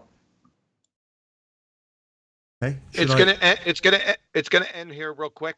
Okay. I'm just gonna go briefly over Einstein. We're not gonna go over everything, but we're coming close to the end. Okay, well, I'll do one last plug to the Discord server then. So if you do want to challenge anything that's been said, ask any questions or anything to that sort of fashion, then there is a Discord link in the info box below this video. Feel free to join. We will come to the Discord server once the presentation's over, and we've got a few remarks from the BALLBUSTERS team. You're on screen, John. Go ahead. Yes, like I said at the beginning of the presentation, I'm not going to go over the grown-up falsification. I'm just going to go over the primary school falsification for Einstein, both special and general relativity. I have it in here. I have the whole grown-up falsification, but like I said, we're not going to go over that. Go back to the last gravity presentation, and it'll have the whole spiel in there. Okay? So, relativity, special relativity and general relativity, via different mechanisms, speed versus gravity, can dilate, bend, warp time? Are you kidding me? The primary school falsification. Time is a conceptual relationship between two motions. Specifically, it's based on alleged single rotation of the Earth on its axis in respect to the sun, a day. It's a concept, non-physical. It is without chemical formula, structure, charge, mass, momentum, or spin. No millielectron volts, kcals, or kilojoules. No dimensionality or orthogonality. And no direction or location. You can't put time in a jar and paint it red. I mean, come on now, let's reason together. Can you dilate, bend, or warp non-physical concepts? Is it your contention that if you have poison ivy on the brain that you could scratch it by thinking of sandpaper? Freedom is a concept also. Can you bend that? That which you are using to measure isn't the thing that you're measuring. A football field is 100 yards long, but a football field isn't yardsticks. If I bend the yardstick, does the football field bend also? So if something affects, say, cesium atomic clocks, or any modern clock for that matter, does that then ipso facto mean the Earth's alleged rotation in relation to the sun is affected? These two mythomathematical fairy tales, special relativity and general relativity, were falsified 30 seconds after their respective publications by third graders at recess, for goodness sakes. In toto, each are massive reification fallacies on nuclear steroids.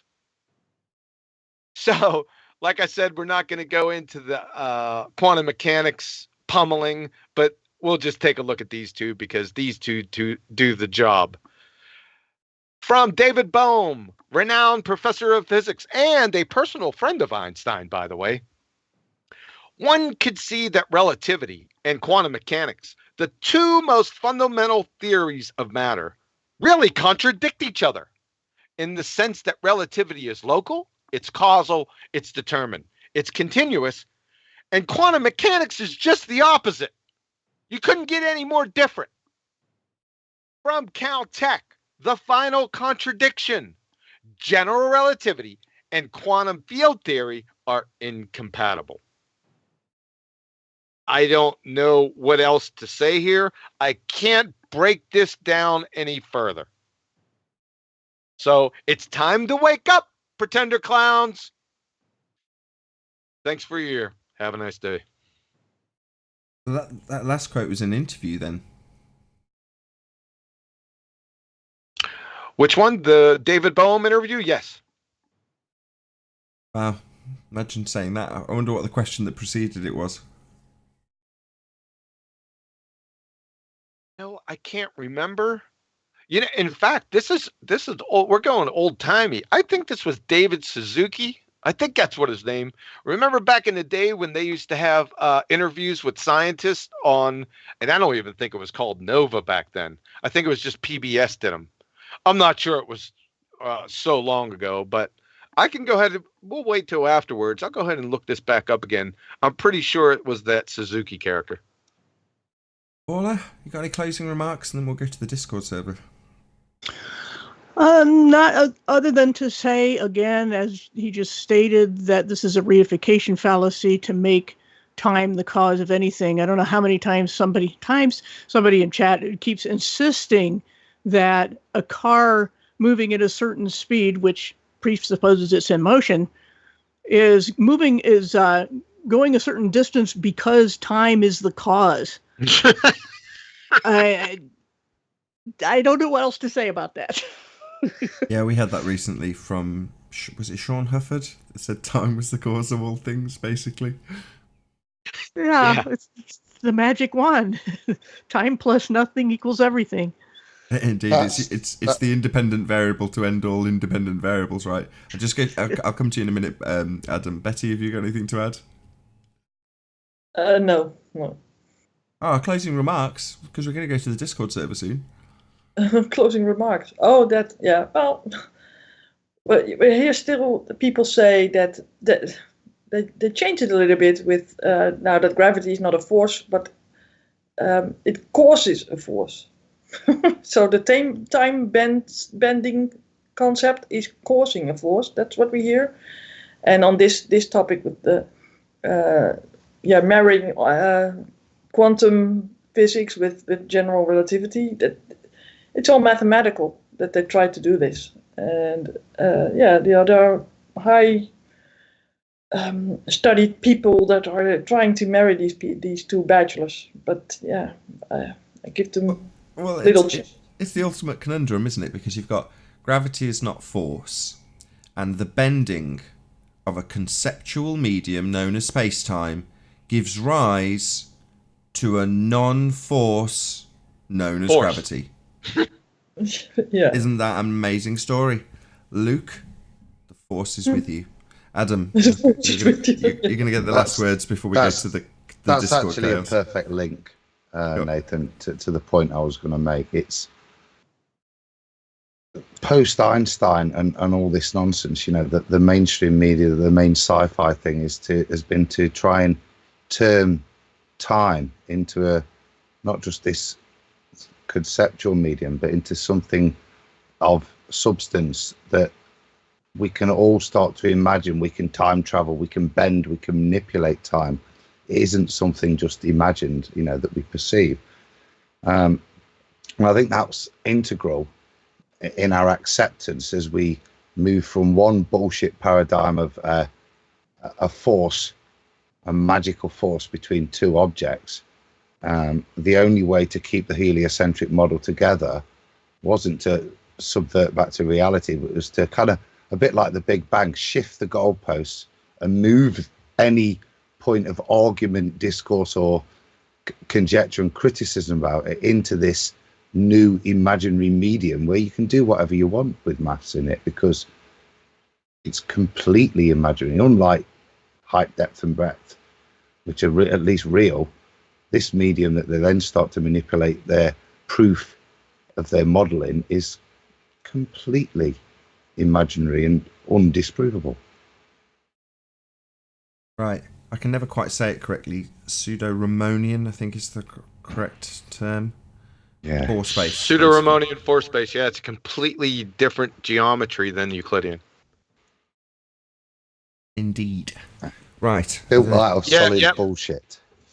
Yeah, so I have one last comment before you end, unless you want to end with it, Nathan. I just want one last one after you're done.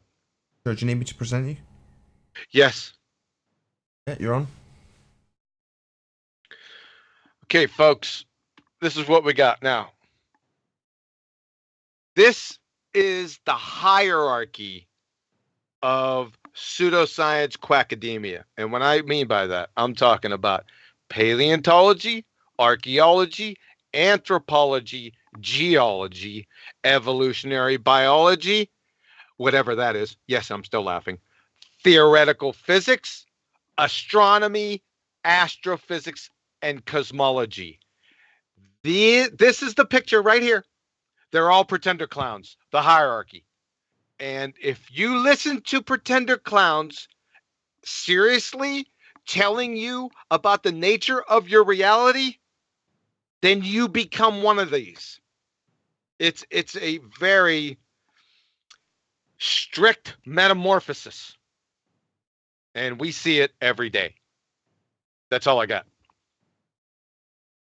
Okay, I don't know if Betty wants to jump in on Discord so she can hopefully control some of the chaos. But we've got Kosal. Oh, let's move my mic so I can introduce these people. Is it El Brocchia, Pinocchio, Righteous Force, Right the Hand, and a couple of others, Zanek, and I can't. Too many syllables. It's too late in the UK. Unusual veracity. That's the one. It's the one I said the same thing to you last time. My screen's quite some distance. That's my excuse. Okay, right. You take charge, Betty. Unmute whoever you feel necessary, and then just introduce them so they know they've been unmuted, if you would. Yeah, I've unmuted Unusual Veracity because he was here for the beginning. So maybe he wants to talk or can talk.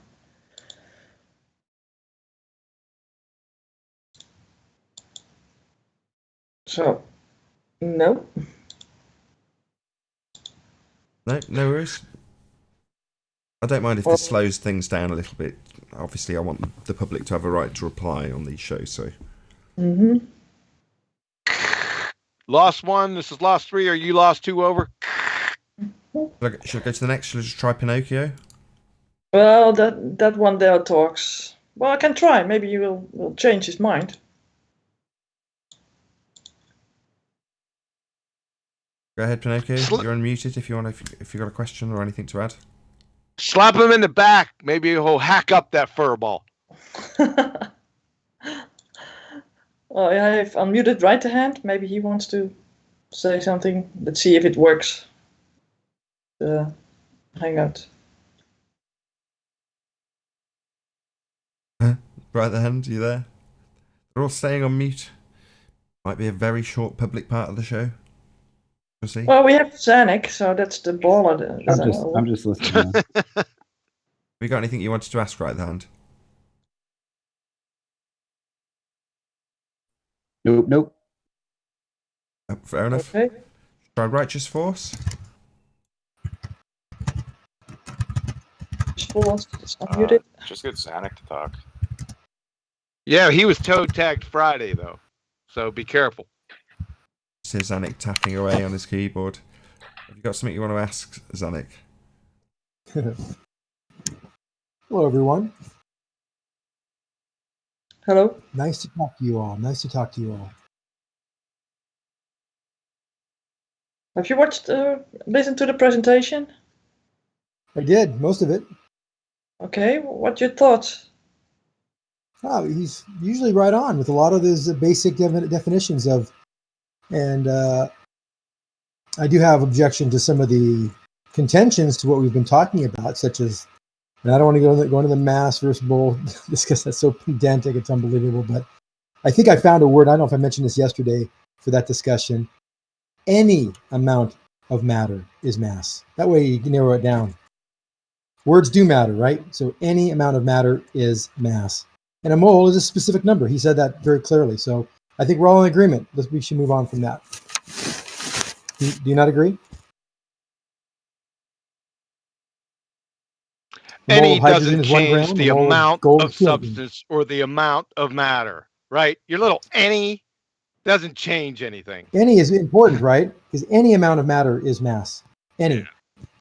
One particle, any amount of 1,000 matter, particles. right? That's a mole. Any amount of matter is mass, yes.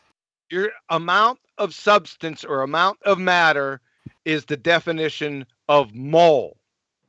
No, the mole is a specific number or amount of matter. Yeah, that doesn't matter. And I already explained that during the presentation. So rewind and go back to the presentation. A dozen eggs?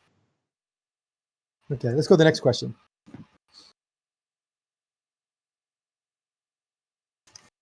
You feel free. Go ahead. Ask another question. Quantum physics? Quantum physics versus more broad Newtonian physics?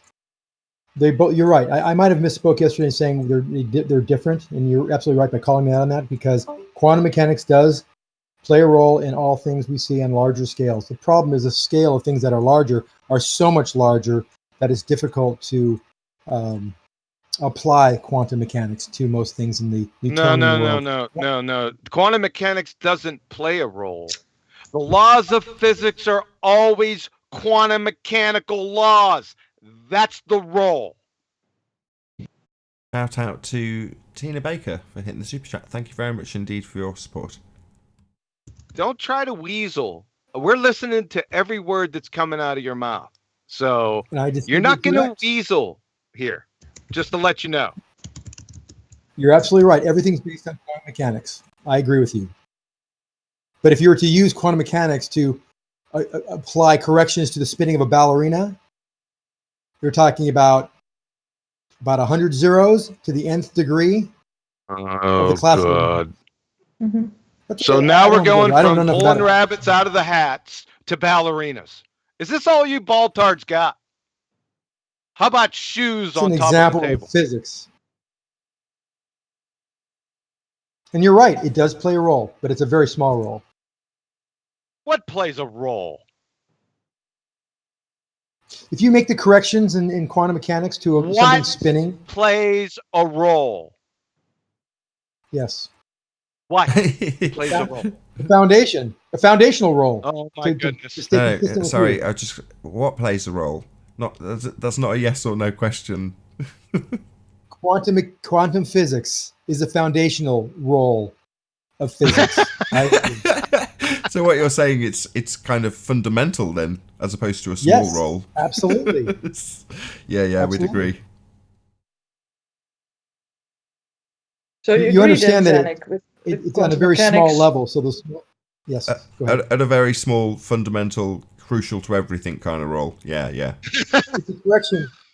Well, can you give me a quantum physics or quantum dynamics law or instance or example? What do you want? Give me an example of something that is fundamentally true in the world of quantum physics. The collapse of the wave function is always ever sourced by the knowledge of the witch path information. How you like that one? And then tell me how that affects a spinning gyroscope. What? What? What the hell? I'm just hold saying. on. Let me just give this for the audience in case they're thinking that made some logical sense. Right, someone lays out a recipe for beef stew, and afterwards you say, "Tell me how that relates to mowing my lawn."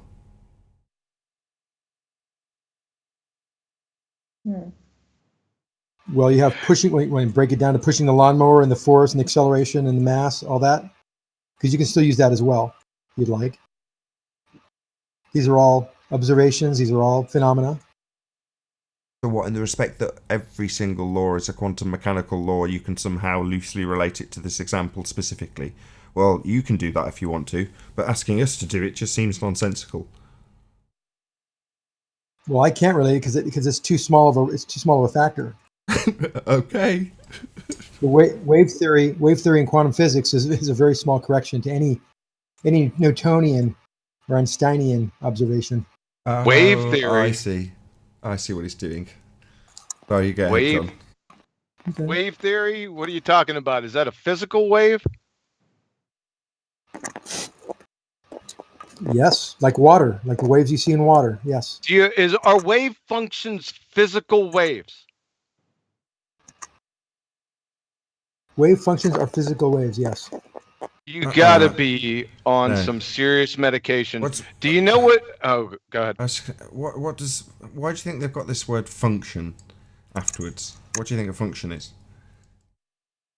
Function is something that's said usually in math, and I know you guys don't believe in math, so why do we need to go there? You said it very stuttery. Something used in mathematics.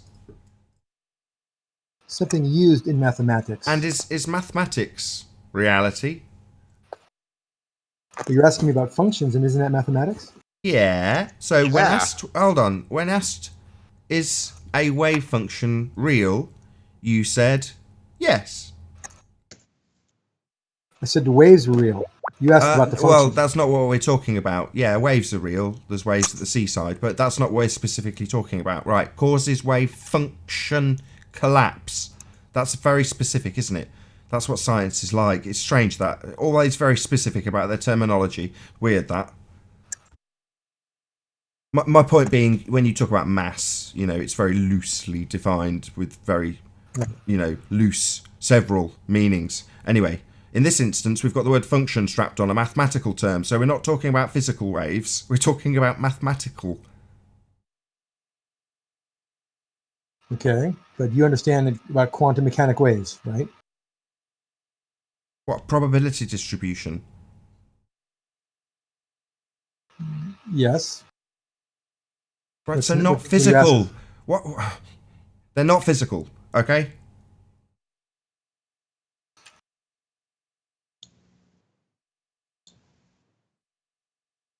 Hello? Okay, I'm just thinking about. I don't know enough about it actually. Get any deeper than what I just went. Well, let's try again. What's a function? Is a function something physical? Is it like can a surf a function? No, you can't surf a function. Right, because it's mathematical. Correct. So is a wave function?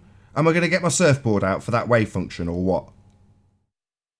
If you're an electron, you might. So I'm going to. Let me get it right. No, you think right. I can surf on a probability distribution? It's a mathematical formula. You think you can surf on a probability distribution? Really? That sounds like nonsense, my friend. No, you can't. It's not physical. Okay. It's a description of something. Well, the quantum mechanic waves, as you know, don't correspond to any wavy motion of the electron. But why can't we see the effect within like larger objects, like two basketballs, or other larger objects? Well, you can. They've scaled up the double slit. You can. It doesn't just work with tiny particles like light, for example. Yeah. You can scale it up. The scale is 10 to the minus 32 meters. If you scale up Didn't I just already go over this in the presentation and talked about the human was a barely adequate, right. a barely I adequate measuring device? I already answered this. Then we're good. I agree with you, and there's no argument. Okay, I was about to say it sounds like we're all in agreement anyway. So yeah, I agree. Is there anything else, Zanik? And I'll be the first to admit I did not get my degree in quantum mechanics. So fair enough. So if you did, we're all in agreement. It's all good. Happy day so far. You've been surprisingly conciliatory, Zanik. It's been amazing. If we don't get any other... what was the next question that the gal was just... I think she asked something before. Thanks. You don't need to take over hosting the show, though. That's all good. I can still cope. Thank you. Is there anybody else in Discord that has anything to add other than Zanik? Zanik, do you now concede that gravity is... Gravity causes a force. Well, no, gravity is not a force. A not force doesn't give rise to a force. Let's just get that clear. Gravity is the cause of the force. No, gravity is not a force. I'll say it again. Just listen. I'll say it slower. A non-force isn't going to give rise to a force. Okay? How are you classifying non-force? Are you talking about pseudo-forces? What do you know? Yeah. Do you know what the word not means? I do. Do you know what the word force means? I do. Now stick an A between those two. Can Can I You're ask you there, if my you were- friend. You're there. That little chuckle, that was you understanding what I said. This is great. I know what you said, but is it correct? Is it correct? Are you saying that the force is a pseudo force or is not a Oh, force? no worries. I can give you a quote from an astrophysicist. Yes, and hopefully you understand what he said. Yeah, So no worries. I'll quote him. His words have meaning. Gravity is not a force. Correct, and he is George- very correct. It Well, there causes you a go. force. What's the problem? It's not Because giving rise to a something that force. causes something is not the something. Oh, he's got something very that causes triggered. something is not He's the now same. Words talking matter. over my every reply. Are you by chance a ball-believing zealot? No, that's not true. That's not my question. A force is not. Gravity is not the force. Gravity causes the force. No. I'll say this again. I'll say it even slower. Okay, slower would make a difference probably. Well, I've said it twice already. But I've said it back to you. You told me gravity is a fake force or is not Right. a force. And I said gravity causes the force. Yeah, and There's I a say difference. a non-force will not give rise to a force. Can I ask you why you're calling it a non-force? Because gravity is not a force. George Musa, 2019, astrophysicist. Correct. Didn't you It listen is a to the cause of a force. presentation? It is not the force itself. No, it's just not a force. I'll maybe if I say it another way, I'll try it caused different. the Let me just bike try to it one more move. I'm time not the differently. bike. I won't use gravity because it triggers you to talk over me. So, right, a car is not a carrot. Do you understand that? I am not a bike. Right. But I And caused the bike to gravity, move. hold on, we're nearly there. And gravity is not a force. Correct. Right. Gravity Now, causes hold the on, I'm not force. quite there. I'm leading you. Now, a carrot is not going to give rise to a car. Because it's not a car. It'll give rise to better eyesight. Maybe. Now, But it is not eyesight. The now carrot is not gravity, eyesight, but it hold on, causes gravity in this example is our carrot. And the car is the force. Now, in the same way, the carrot's not going to become a car, gravity's not going to become a force. Because it's not a force. Okay, sunshine? Really? Okay. That's really, So yeah, really. Let's go to magnetism then. Something we all can relate to. Two No, magnets. We're not talking Does about the magnet magnetism. cause the force, no, or is the magnet no, the no, force? no, no, no, Is the magnet Let's the not- force? no, no, no, Is the magnet- no. Let's not equivocate. Let's just have Well, you ask repeat the it question. back to us, just at least once. You've talked about carrots and cows, and I can't talk about magnets, really? Not Okay, carrots fine. and cows. Carrots and cars. Cars. How is my English Carrots and accent that cows? terrible? Carrots and something. Okay, Zanuck, maybe go and get a cup of coffee. Calm down. I know this is a lot to take in, but gravity is not a force. Correct. It causes a force. No. Can I ask Yannick a question? No. You see, the carrot can't become a car, and gravity can't become a force because it's not a force. And not a force doesn't mean it becomes a force Am I the bike? or makes a force. It's not a force. I'm not a bike, but I can cause a bike to move. That's lovely. You're using I'd like false to ask equivalence. the question. Anyway, we're kind of done, Zanuck. I know this is a lot to take in. It's obviously Let me talk to Tenth distressing. Man. He had a for you. question for me. Yeah, Zanuck, can a non-person cause anything? No. Thank you. Has anybody else on the Discord server got anything to add?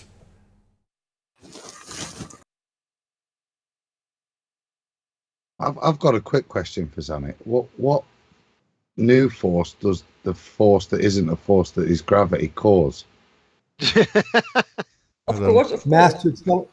That's a great question. You laugh, but it's a great question. So this force that is caused by gravity causes mass to accelerate at a specific rate proportional to its mass. I didn't ask what it did. I said, what force is it? I appreciate you It's a just force that then accelerates. moving the effect of the previous force of gravity that isn't a force anymore into the new force with the same definition. But The force I'm present in asking, Newton's- what is this new force? What's its cause? What's its causation? What does causes it gravity. manifest? From? But before the Are question you gets asking if mass answered, attracting mass? Is that what you want me to say? I'm really Yes, sorry. no. Just before it gets answered, because I don't think maybe Adam, you don't understand. Gravity is not a force. Adam. No. I thought we'd agreed that bit with Zanuck. I thought his supposition was that the non-force that was gravity was creating a force, and I was asking what this new force was that was created by the non-force that was a force. It isn't a force. Force that But you causes can think of it acceleration as in a the mass. My bad. I misunderstood your misunderstanding. Go ahead. Say it over again. I can't. Really? No, I understood the question. He's asking what The type, are you talking about the type of force it is? Go on, It's an attraction force. It's an attraction. That's the force. Between two what? objects. Two masses. Caused by. I see what you're saying now. I got it. Yeah, it's an attraction. Such as if I punch somebody, it's a punching force. If I do the other things can be an aerodynamic force. This is a attractive force. So yes, you're absolutely right. Good question. Okay, so when I go into a fight and I hit somebody, No. Hold on. Before the Discord server get into Discord, right? Well, I'm just want to get clarity. So what you're saying is that gravity gives rise to an attraction between masses, a force, correct? Correct.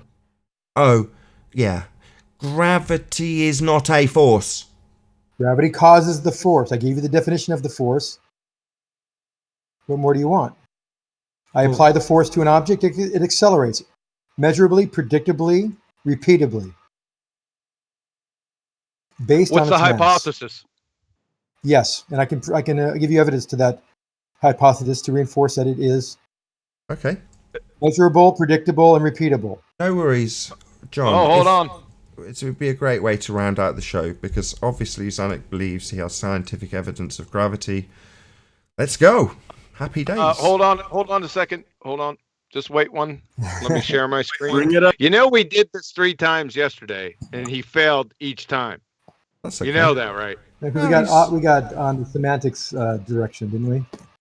No. I'm not going to criticize tenacity. Go ahead. Hold on a second.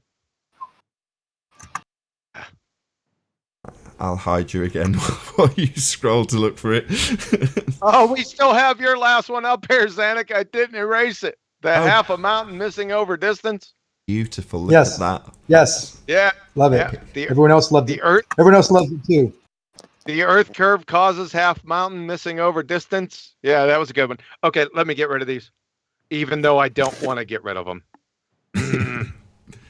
Are you showing it on the YouTube or are you on BALLBUSTERS? Or are you talking on Discord?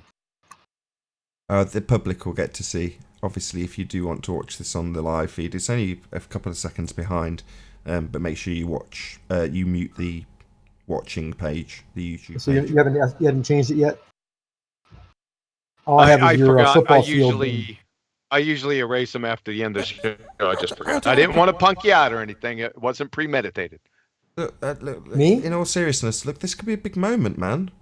I might have to change the housekeeping questions. That could require quite a significant amount of editing. And look, man, I'm scared. Yeah, I doubt it. The fearless Nathan? All right. You kidding me? Sorry, it's an inside joke. It's just an inside joke, man. Don't worry about it. Go ahead. Natural phenomena. Observe, please. About gravity, of course. Mountain hidden behind curve. No. About gravity. No. Bro. Gravity. Come on, stay focused, Zanuck. Well, he was talking about the mountain curve. Okay, Yeah, gravity. that was the previous one. Ball, You are now on object, to 1 gravity. kilogram And you object should falling. get evidence. 1 Hold on, kilogram object falling. You're being at rumpus by 90%. Betty. Hold on, Betty. Sorry. Zanuck, we're hoping Yes. to get your, this. Let me get it straight. Adam did clarify it earlier. This not a force giving rise to a force that causes the old-fashioned mass-attracting mass force. Correct? Correct. Right. What's the observed phenomena here? 1 kilogram block falling 9.8 meters per second when dropped.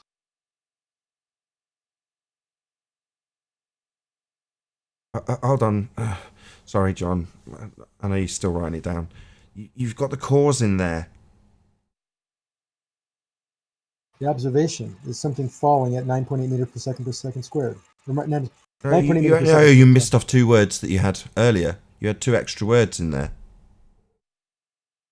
Oh, I gave the weight. I gave the mass. You said when dropped. When dropped. When dropped. Oh, well, there's your cause. That's still the part of the observation. I drop something and accelerates at 9.8 meters per second squared. Yeah, cause and effect in one statement. That's my point. So by dropping it, I caused it accelerating. Yeah, there's your cause. You dropped it. Presumably, you had to pick it up should be able first. to drop. Hold on. You wouldn't need to find the cause then, right? You've got no dropped need it. for. There's no need for science here. You've already got the cause.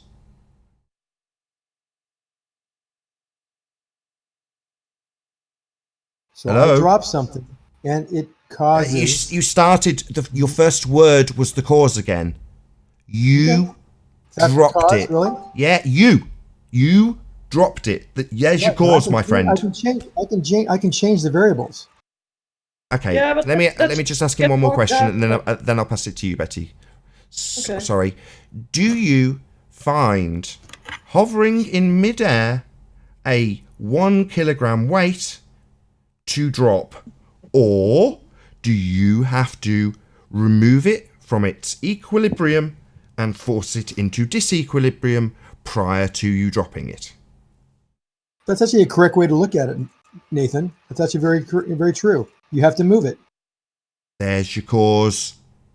Hold on. So my cause. So that means I picked it up, and it required a force to lift it up a distance, which gave it. I had to consume energy to make that force over a distance. So This now is I have very an energy exciting. potential. Look, this is elementary stuff that I'm sure you might be grappling with, but it's not very interesting for the audience. Yes, you going through the motions of figuring out how to pick something up isn't interesting. It's not very interesting. No offense. Yeah, but let's not get bogged down by picking up and people picking things up. Let's do the apple which falls from the tree. That's a natural phenomenon. But the tree had to grow. What was that? I didn't see Yeah, what but you said. The tree had to grow. It didn't magically appear from nothing, Betty. You know as well as I do that trees don't just render themselves. Through osmosis and fusion, but it is still a material phenomenon. We see an around apple it. drop. Even Newton Xanax was contemplating it. He's ruining a perfectly good quantum mechanics joke. Damn it. Stop rumpusing Betty. Go ahead, Betty. You want him to go ahead with the apple? Do it. I want to see what he makes of it. I mean, come on. Let's get him to do this. Well, yeah, let's stick with the one that he's doing. When I drop a 1 kilogram block, it accelerates at 9.8 meters per second squared. That's what he said, correct? Let's broaden the observation. Let's say we pick up the 1 kilogram block up 1 foot, and then we drop it and watch it fall. That's the observation. Yeah, they're letting you So have the it now. picking it up and They've overruled me, Zanuck. Because we want to get somewhere. We're getting hungry. Okay. So that's the dependent variable. The 1 kilogram block accelerates at 9.8 meters per second squared. What is the cause, i.e., what is the independent variable? The force due to gravity. But that's what you're attempting to prove. No, we're proving it's something that falls when I drop it. It's a begging the question fallacy. You're trying to prove gravity. That's not your indendependent variable. No. That's not what he said. He just said we're trying to prove something drops when I pick it up. Drop it. Oh my god. At a specific rate. Sorry, and with a it's what I said force. originally. You don't need science for this. You pick it up, then you drop it, cause and effect in the original statement. It's all there, Observations mate. were made in the early days and that didn't have science. They still observed them. Then later they used science to prove why they happened. What happened? Why when you pick something up falls and drop it, it drops? Yeah. Had you not picked it up and dropped it, it would just be sat there. We don't observe 1 kilogram weights naturally falling. You know what we do observe naturally? We observe them in equilibrium. That's what we observe, right? Until you come along. So, yeah, you just rumpusing me. Until you come along. You're right. What an asshole. Gotta close the Discord line Nathan, just to make my statement. Until this guy comes along, the 1 kilogram weight's not doing anything. We do not observe 1 kilogram weights flying through the air towards the ground and go, look, let's measure the effect. We need to establish the cause of this 9.8 meters per second squared because bloody hell, there's raining 1 kilogram blocks. We've got to explain this shit quick. No, they're in equilibrium until you come along and take them out of equilibrium and then start asking questions. So you remove yourself as the cause, even though you very overtly state it right at the beginning. You pick it up, cause established. Yeah, and how do I wiggle that force of gravity? How do I Everything manipulate has that? equal and opposite forces acting on it. Unless there's a disparity in force, nothing moves. So everything's in equilibrium. You're absolutely right. Yeah, problem solved. So we don't have disequilibrium to measure and figure out as a phenomena until you come along and start forcing things out of equilibrium and then saying, oh, what causes this to go back to equilibrium? Hold on a second. Why was it out of equilibrium in the first instance? Oh, you, the cause of that shit that you want to now attribute a downward force to, surprisingly. I wonder how many times you'll make this example with a helium balloon. Same principles. You have buoyancy force being greater than the downward force due to gravity. There's another force. How many It's forces always a are balance. there? There's always forces in pairs. Always. So let me get it straight. You'll presuppose the force of up, right? You but can the measure force. it. Hold You on. can measure the Hold force. on. It just doesn't like it. Fundies, man. So you'll presuppose the force of up. Call it buoyancy. And then what's the cause of buoyancy? Oh, it's gravity. Well, what's gravity? Well, it's a non-force that gives rise to an old-fashioned force of mass which you can't define. You equivocate it with both mole and inertia and its attraction. And where's this observed? In an old-fashioned circus show.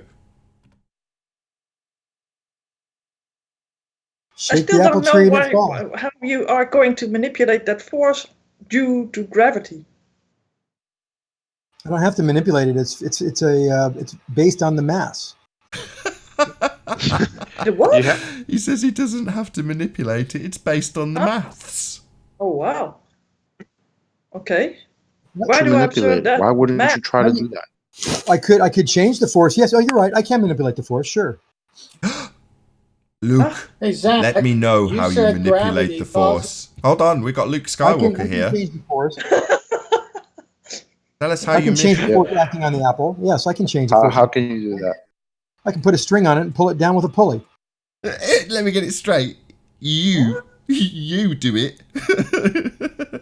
He's gravity. Yeah, he is the force. Basically. He's gravity. Yeah. We all have the force within us to pick shit up and drop it. It's amazing. And that's that agent. Zanuck, you said gravity causes the force. Do you still believe Gravity does cause the force. You want me to change the force? Okay. All right. So when you put the string and pull it down, are you gravity? No, I'm adding a force in addition to gravity. Also, force and a force. That's not really a force. Another force, yes, another force. I've had a bottle rocket on it, and I can accelerate it faster than gravity would accelerate it. Okay, listen, guys, listen.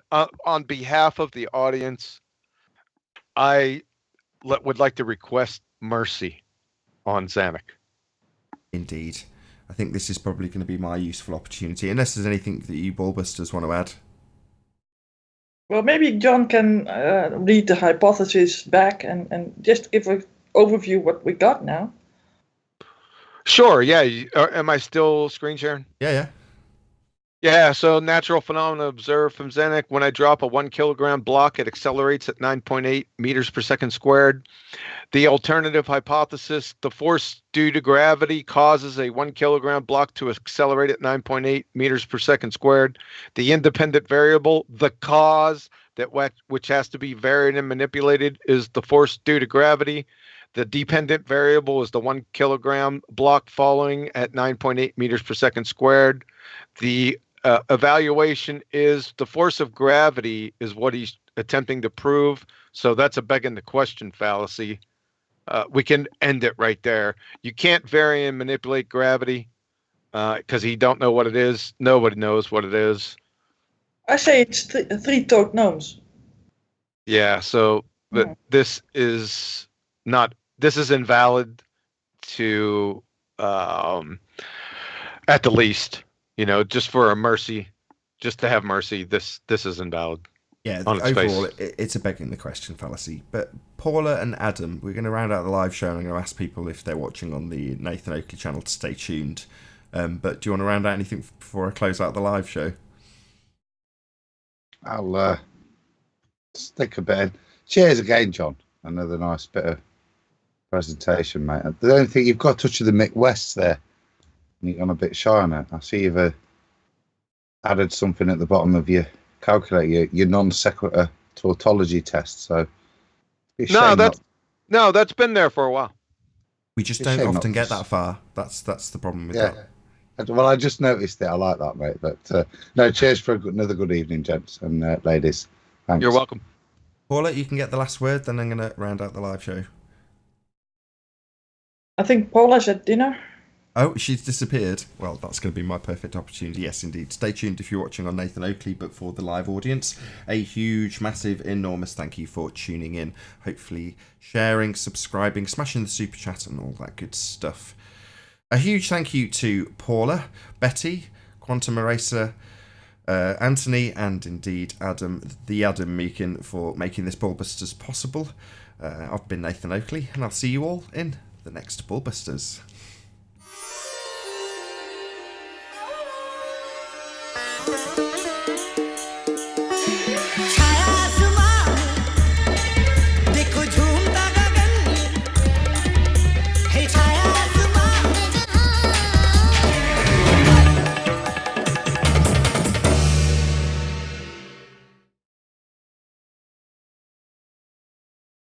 Right, the hand you went out. You went deaf. Hello? There you. Is that you, Chris? Okay. So if you watch me draw a circle, could you tell me how fast it? Yes. Could you assign a rate to the speed of my arm moving? Yes. Okay. Could you predict where my hand will be based on the speed that? Right to hand, you got the same problem that you had yesterday. You're cutting off. That's probably my phone because I know my phone's junk. I try and go for my. Yeah, it happened again. All right, I'll try and sign on to my. Yeah, we didn't catch that. Yeah, we do that. We do that in motion graphics all the time. We do predictive algorithms that can predict if you have a circle being drawn. We can actually see that a circle is being drawn and then predict ahead of you actually completing the circle when it's going to be completed by the rates. And okay, but can you tell me why I drew it? No. And there you go. You can't prove cause from observing me do it. That's what you're trying to do with gravity. No, that's like saying shark attacks are due to ice cream sales. Because there's more shark attacks when ice cream sales go up because it's warmer. No, you have the rate. You can make predictions. You can't prove why I'm doing it. You're right. So how does that equivocate to what we were talking about, to gravity? It's the same thing with gravity. You can see it. You can make the predictions, but you can't. I tend to, well, there is evidence for the cause, but I'm not even going there. Yeah, that's the whole problem. All you have is an effect and not effect on everything, right? And then you're conjuring, or not you, They're conjuring this fairy tale non-force force of gravity. It doesn't work. That's no, not actually, science. it affects everything. They just don't. We're not talking about the cause. I can't tell you why I drew the circle. If we go into where gravity comes from, we get into a whole other discussion. Correct? Well, no, that's a science discussion. No. So gravity doesn't exist. You're just making up a word. I call it Ducal-Sloper-Gertz. And you can call it downward force. You can call it whatever you want. No, it's not a force. It's a force due to something. Due to a Google force. Whatever you call it. Google. We already Google went over that. So Google. So we have Google. Google. Would you call it Google Gop? Google Gop. That's what the force due to Google Gop. Well, I told you last time, Sanic, that you could relate it to the relative density, because if you can manipulate the density around the medium around it, and it will slow down. It would not go down at 9.2 meters per second, right? That's because so the force due to gravity or whatever, the downward force is also applying to buoyancy laws as well. So there is no force. Yeah, because you can have a medium, you make it denser, suddenly its buoyancy force is greater. If the buoyancy force See what I said? I told you right in the next hangout, right? There is no force. There's no force? So things accelerate on their own magically? You keep saying force.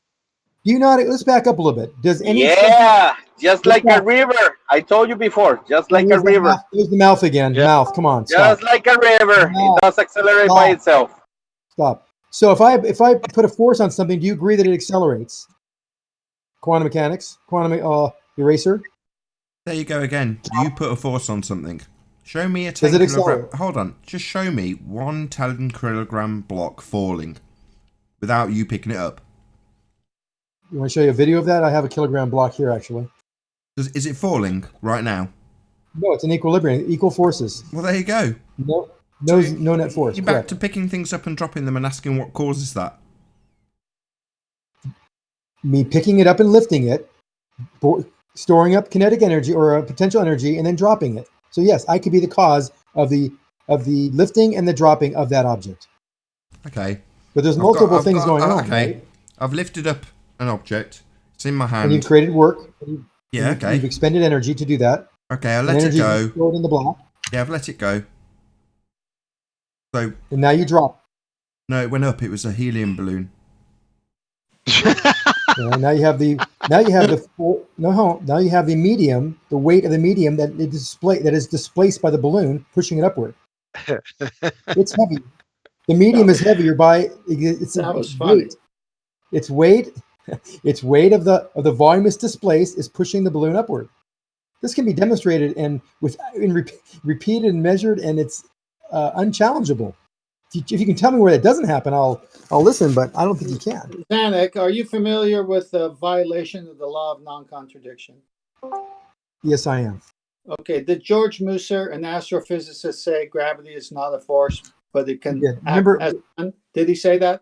Nathan earlier said words matter, so I'm going to call you on that one. No, listen, I don't have that much time for you to go around the question. Did George Musser, yes, he did, and I've agreed with him. Hang on. So he said it's not a force, but you can think of it as one, correct? Right. Okay, now hang on. You said, hang on. You said you understand the law of non-contradiction, right? Correct. Okay, so I asked you a question earlier, and you answered it perfectly, and you did it without contradiction. I said, can a non-person cause anything? And you said what? I said no, a non-person cannot cause anything. Okay, so if a non-person cannot cause anything, then the non-force cannot cause anything, correct? Correct. Okay, so then why are you contradicting yourself? Because the force we're talking about is caused by gravity. But we just attributed gravity is not a force, but then you're saying it's causing something to happen, it's causing a force. No, but you don't understand. I do understand. No, you are attributing causation to something. That's different than calling something a force. Am I my bicycle, or do I cause my bicycle to move? No. Just let's stick to this thing. because it makes sense. Nathan said, in nature, do we see your gravity, the way you're just wanting to hijack it, allowing for bricks to fall from the sky or anything else? Do we see that in nature naturally occurring? Everything in nature is in equilibrium until a force is acting on it. Correct. So if you pick up a brick, what caused the brick to be picked up? Me picking it up. Thank you very much. If you left it alone, what's it doing? It's going to stay there. Balance of forces. Why is it staying there? Balance of forces. No. Why is it staying there? Because nothing is adding a force to it. Can we say equilibrium? Yes, equilibrium. Balanced forces. Okay. Same thing. Okay. So okay, hang on. You'll have plenty of time. So it's sitting there in equilibrium, resting. You pick it up. What did you do? I added energy to it. I put a force to it, and I moved it a distance. Quantifiable, measurable, and predictable. Good. And then when you let go, what happened? A force is acting on it. When you let go, what happened? A force was acting. I removed the balance of force. Hold on. Let me finish. You asked me a question. I removed. Well, but stick to the topic. Yes, we are. I removed the balance of force, and it accelerated with a net force. Okay, so I'm going to use, since you changed the language, I'll go back to what you agreed to. It's in equilibrium before you pick it up, right? Correct, yes. So you caused it to go to disequilibrium, correct? Absolutely. That's a great term. I love the way you're explaining this. Go on. Well, thank you. Well, if you stay quiet, maybe we can get somewhere. All right, so then when you let go after you caused disequilibrium, what's it seeking? Equilibrium. Thank you very much. Now, if you were never there, what would have happened? It never would have moved. Thank you very much. So another force acted on it. Excuse me, Zanuck. Do you know what a pause is?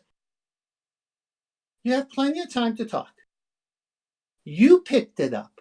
You let it go. You caused the potential energy, kinetic energy. You caused disequilibrium. And it says, leave me alone so I could go back to what? Equilibrium. Thank you very much. So now you've just stated something you are not willing to admit to, which is relative density. Oh, wait a minute. Don't get ahead of yourself here. Can we stop? Can we pause for a second? Wait a minute. How can I get ahead of myself when you keep cutting me off? Now you're talking about relative density. It's a whole different topic. Well, because the only thing you have is gravity, and we're trying to get you to see something else, that something within a medium is going to behave in equilibrium to that medium. Okay, that's fine. Sure. So we know the medium. We know the medium. So then we have two options, don't we? Yes. We can have equilibrium to relative density until acted upon by you picking it up and it wants to return back to equilibrium. Or we could have this. God, you just can't control yourself, can you? I can't make comments along the way. Okay, I'll stop talking. Go no, ahead. That's called interruptions. I'm sorry. I'll stop doing that. So I might appreciate my agreement to you. Go ahead. No, I don't appreciate your I'm agreement sorry. because it cuts the mic off. All right. So if I could gather my thoughts here.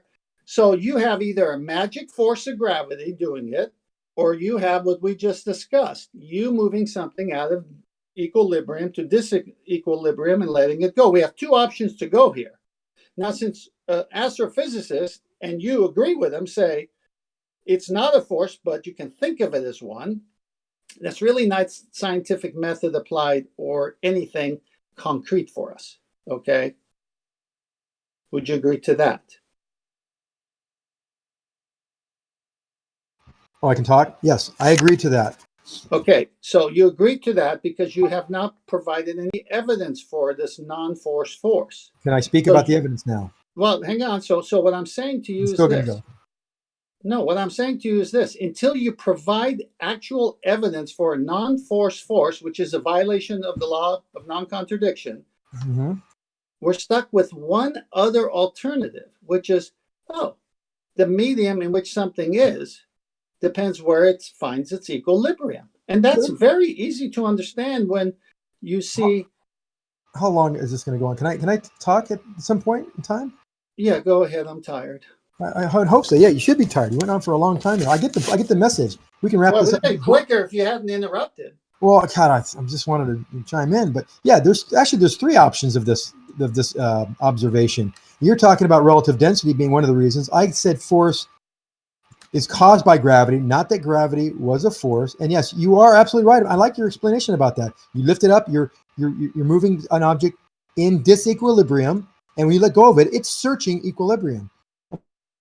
It uses a force to actually strive to get to that point of equilibrium. And that force, I'm saying, is due to gravity. Now, if you're saying it's due to relative density, that's fine. You can say that. Let's look at the observation. We're in air. We know what air weighs. We know how much mass it is around it, how much it's displaced. And can we actually measure a pressure differential enough to create the force of 1 kilo force on that object, or 10 newtons? And we say, well, there's not that much pressure differential. So there, the answer is no. The pressure differential, the relative density, cannot cause it to fall at that rate. Now, it does have an effect on it, but not at that rate.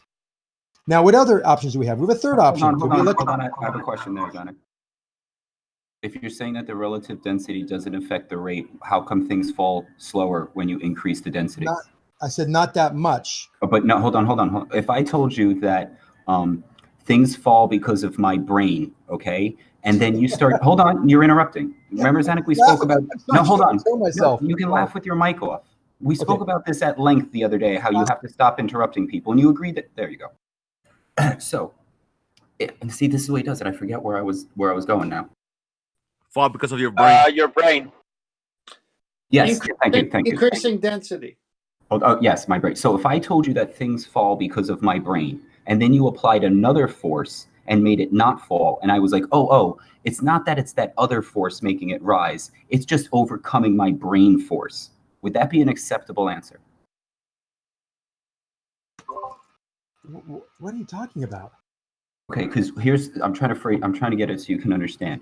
Don't interrupt. Hold on. Well, so I get it. I don't see why you can't. So if you tell me gravity is the reason that things fall, and I say the reason that things fall is because I'm controlling them with my brain, now we're going to go test it, okay? And what happens is when we drop things, we can change the density of the medium and the density of the object, and that will change and vary on whether the object falls, rises, or drops. So now you look at me and go, guess it wasn't your brain power then, was it? And then I look at you and go, guess it wasn't gravity then, was it? Right? No, because you're ignoring the mass around it. You're ignoring the medium. No, I'm not. I'm saying I just said that you take into account the density of the medium. So how can I be ignoring it? No, you're absolutely right. But the values, the acceleration rates will change now. If we change, because we changed the density. So the acceleration rates are based on the density, right? Correct. But, okay, so where do you get gravity from? So the force. We have a force. We actually. No, it's my brain power. That's my brain power. You accept that mass is accelerated. You're not going to talk. The reason why he needs a force is because he thinks that things float on the air without a force. That's why. You will never get him to understand that. When there's a net force in a pool, something floats. That's a water pressure. Pressure is the force then. Right. Pressure is. Okay. So you just said right. Oh, hold on. So stop talking. Stop talking. I was talking, but go ahead. Yeah, but you just admitted that pressure is the force. So why do you keep saying that gravity is creating a force so that you can have gravity? Because there's an equal and opposite force. That's why. Okay, what's the equal and opposite force of gravity? The force due to gravity is pushing down. The force. No, what's the opposite force of gravity? Why are you talking over me? Because you said everything has an equal and opposite force. So what's gravity's equal and opposite? Gravity's equal and opposite force? Yes. The object being pulled to the surface of the earth, and the surface of the earth pulling to the object. That's the same thing. No, they're two different forces. You have a balance of force. No, when I sit in the chair, when I sit in a chair, do you have a force of 200 This is why you newtons? say net force. So you just invent a force. Oh, it's two opposite forces, zero. Net force zero, right?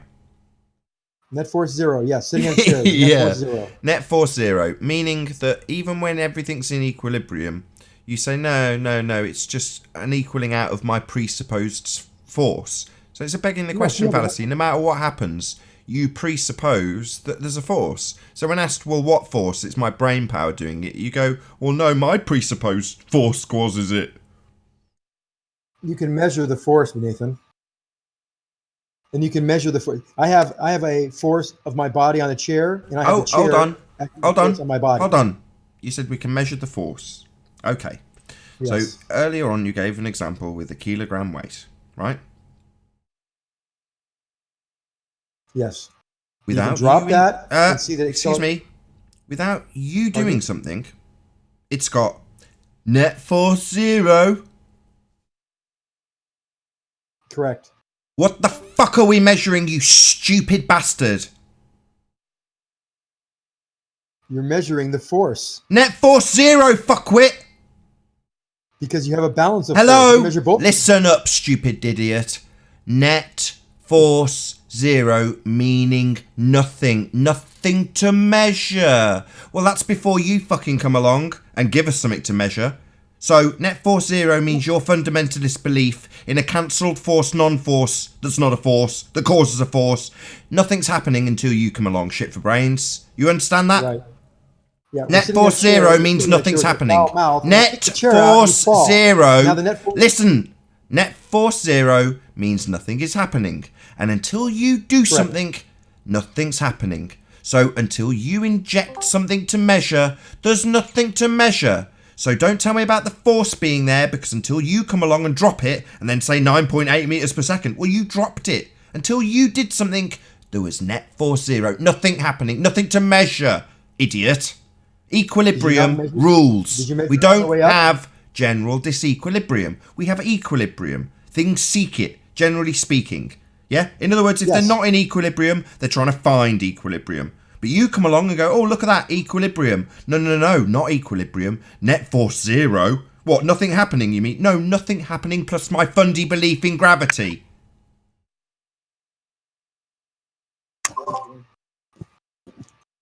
Do you not agree that 1 kilogram weight lifted took energy to do? Who cares? It took energy to do. Yeah. What goes up must come down. Equal and opposite reaction. You did something. Yeah. Well, before you did something, you're just ignoring it, aren't you? Before you did something, nothing happened. There was nothing to measure until you come along and did something. And you're saying, are you denying that after I've done something, there's something needs measuring? Well, no. Before you came along, it was just sat there. I agree with you. So there's nothing to measure. So there's no force. There's 0. Yeah, stop it. Why does he talk? I let you jabber on about your bloody fundy belief. Now I'm talking. So shut up. Right. When you have 0 happening, what you call net force 0, there's nothing to bloody measure. So all we can do is push it out of disequilibrium, ignore the fact that you've done it, and then start measuring stuff.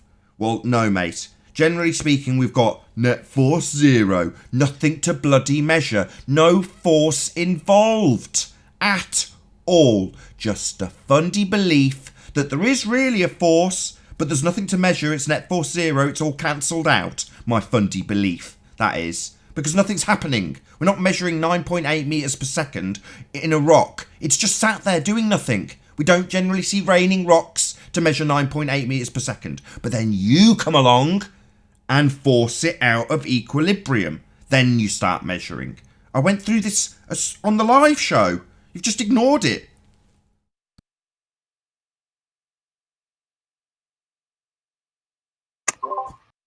That's because you guys are not addressing the problem in his fundamental belief. He believes that things float if there's no force. That's the fundamental belief. Oh, well, that's really interesting. Special pleading, right? Yeah. Special pleading. Do you know what that is? Me? No. If that's what he thinks, that without my fundy belief, everything would float away, that's called special pleading.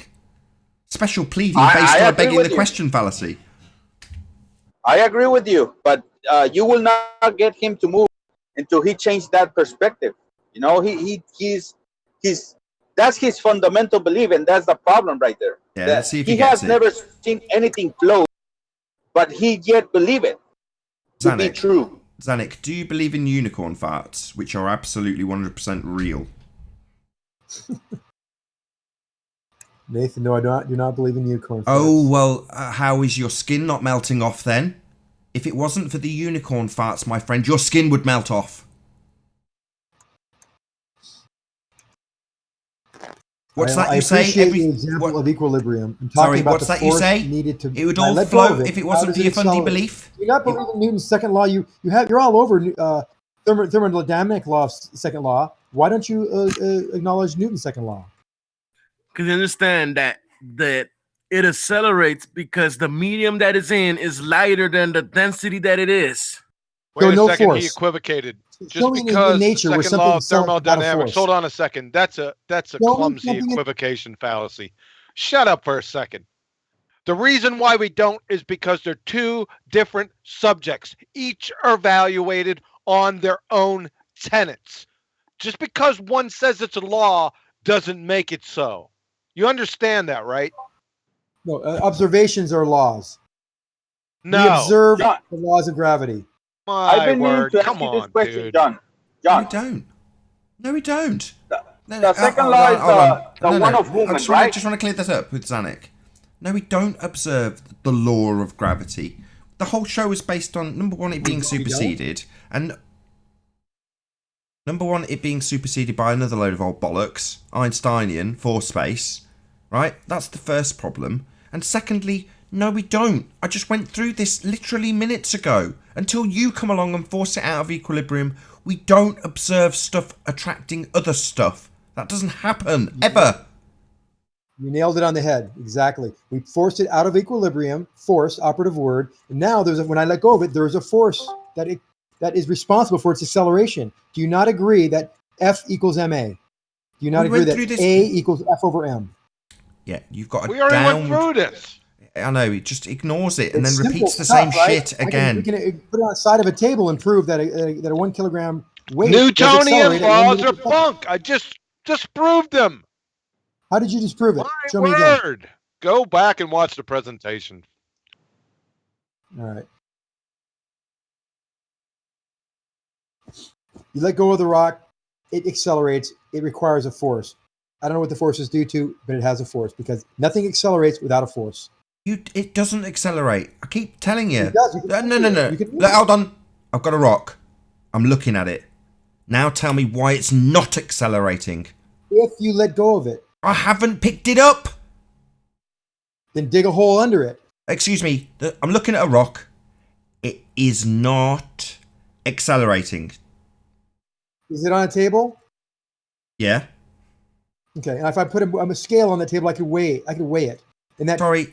Hold on. That 1 kilogram No. Listen. It is not accelerating. Correct. Because there's no net force. Right. So there's nothing to measure. There's no force. Zero. None. It's not doing any. Hold on. Stop. I'm going to give you another example. I'm looking at my child's teapot.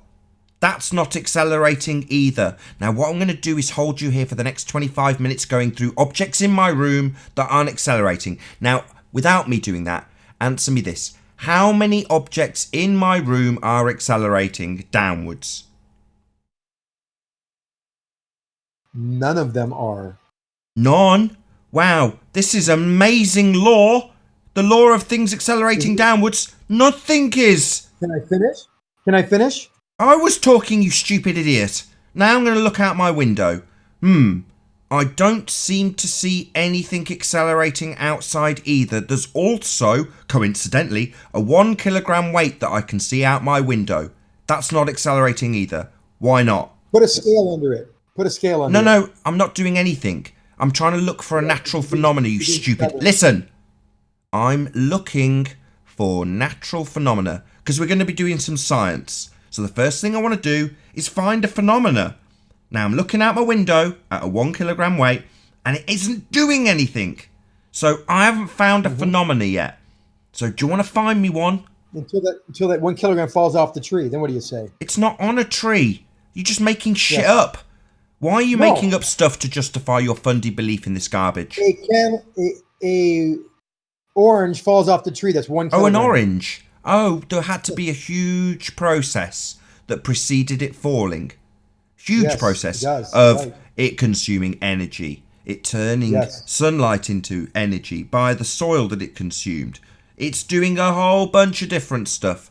A whole load of time has elapsed before it got to the position when it was out of disequilibrium, and then a gust of wind came along. So in other words, it didn't just fall out of the sky. It was attached to something that grew and took a huge amount of time to get there. No disagreement there at all. Right, so there wasn't a force yanking it down. It was pushed out of equilibrium by the process of growth. The force was needed to bring all those nutrients and minerals. No, you didn't listen. There was no force. It grew. And as it did so, the heaviest item grew out of equilibrium by virtue of its consumption of energy. No force. Was there a force? No force. Oh, equilibrium was reached. Force. Magic. Yeah. By virtue of its very sophisticated design, it's designed to have a stalk that breaks when it's pushed out of equilibrium. Amazing that nature is. It still had a process that preceded it of essentially picking it up from the ground. Growth. Yeah?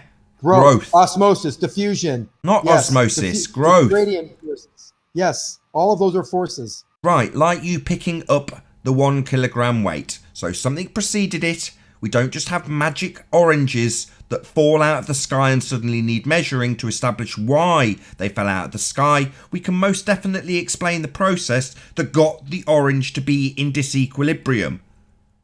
But it took a force to do it. Why can't? No, it took growth to do it. I explained it without using the word force. I used the word growth. Now your fundy belief is getting the better of you again, and you're inserting a force after the growth. Yeah, your force. I want to put a growth machine on the engine.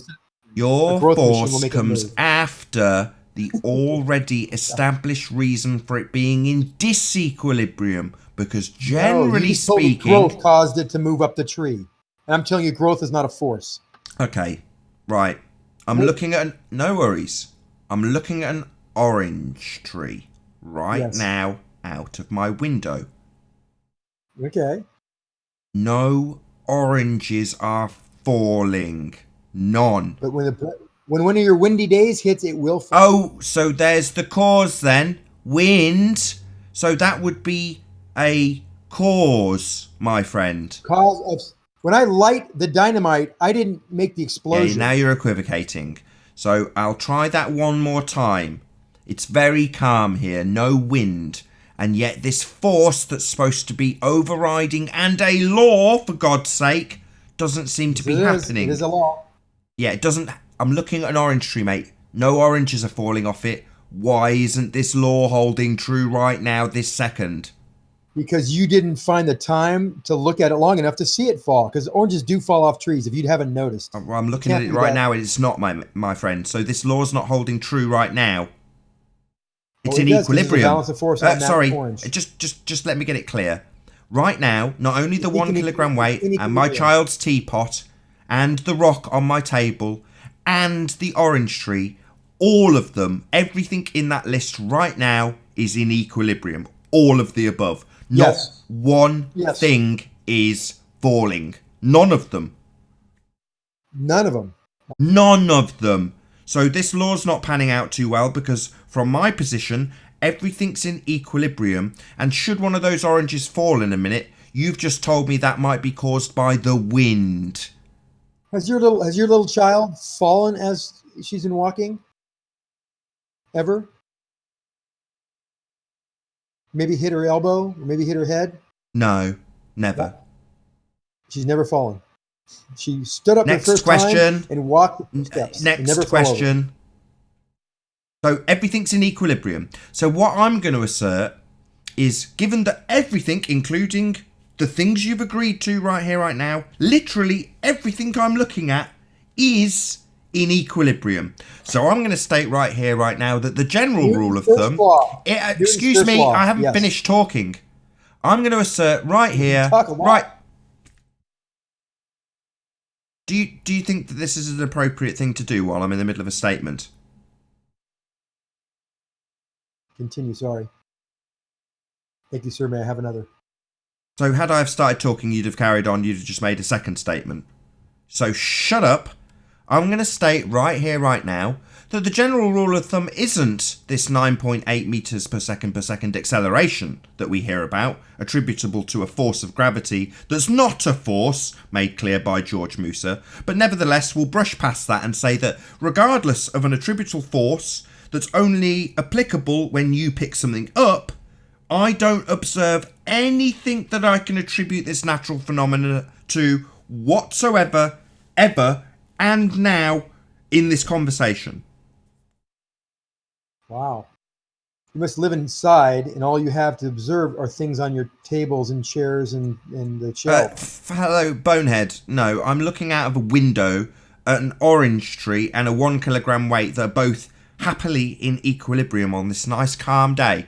Wouldn't you know that you can't even listen to my description? Now, I've got a window, mate. I'm not in a cell. I'm not locked up, my friend. I can see nature out of my window. And what I absolutely observe, most of the time, in fact, is equilibrium, not this force of gravity. Right now, too, looking out the window. You just can't help interrupting me. He's a wanker.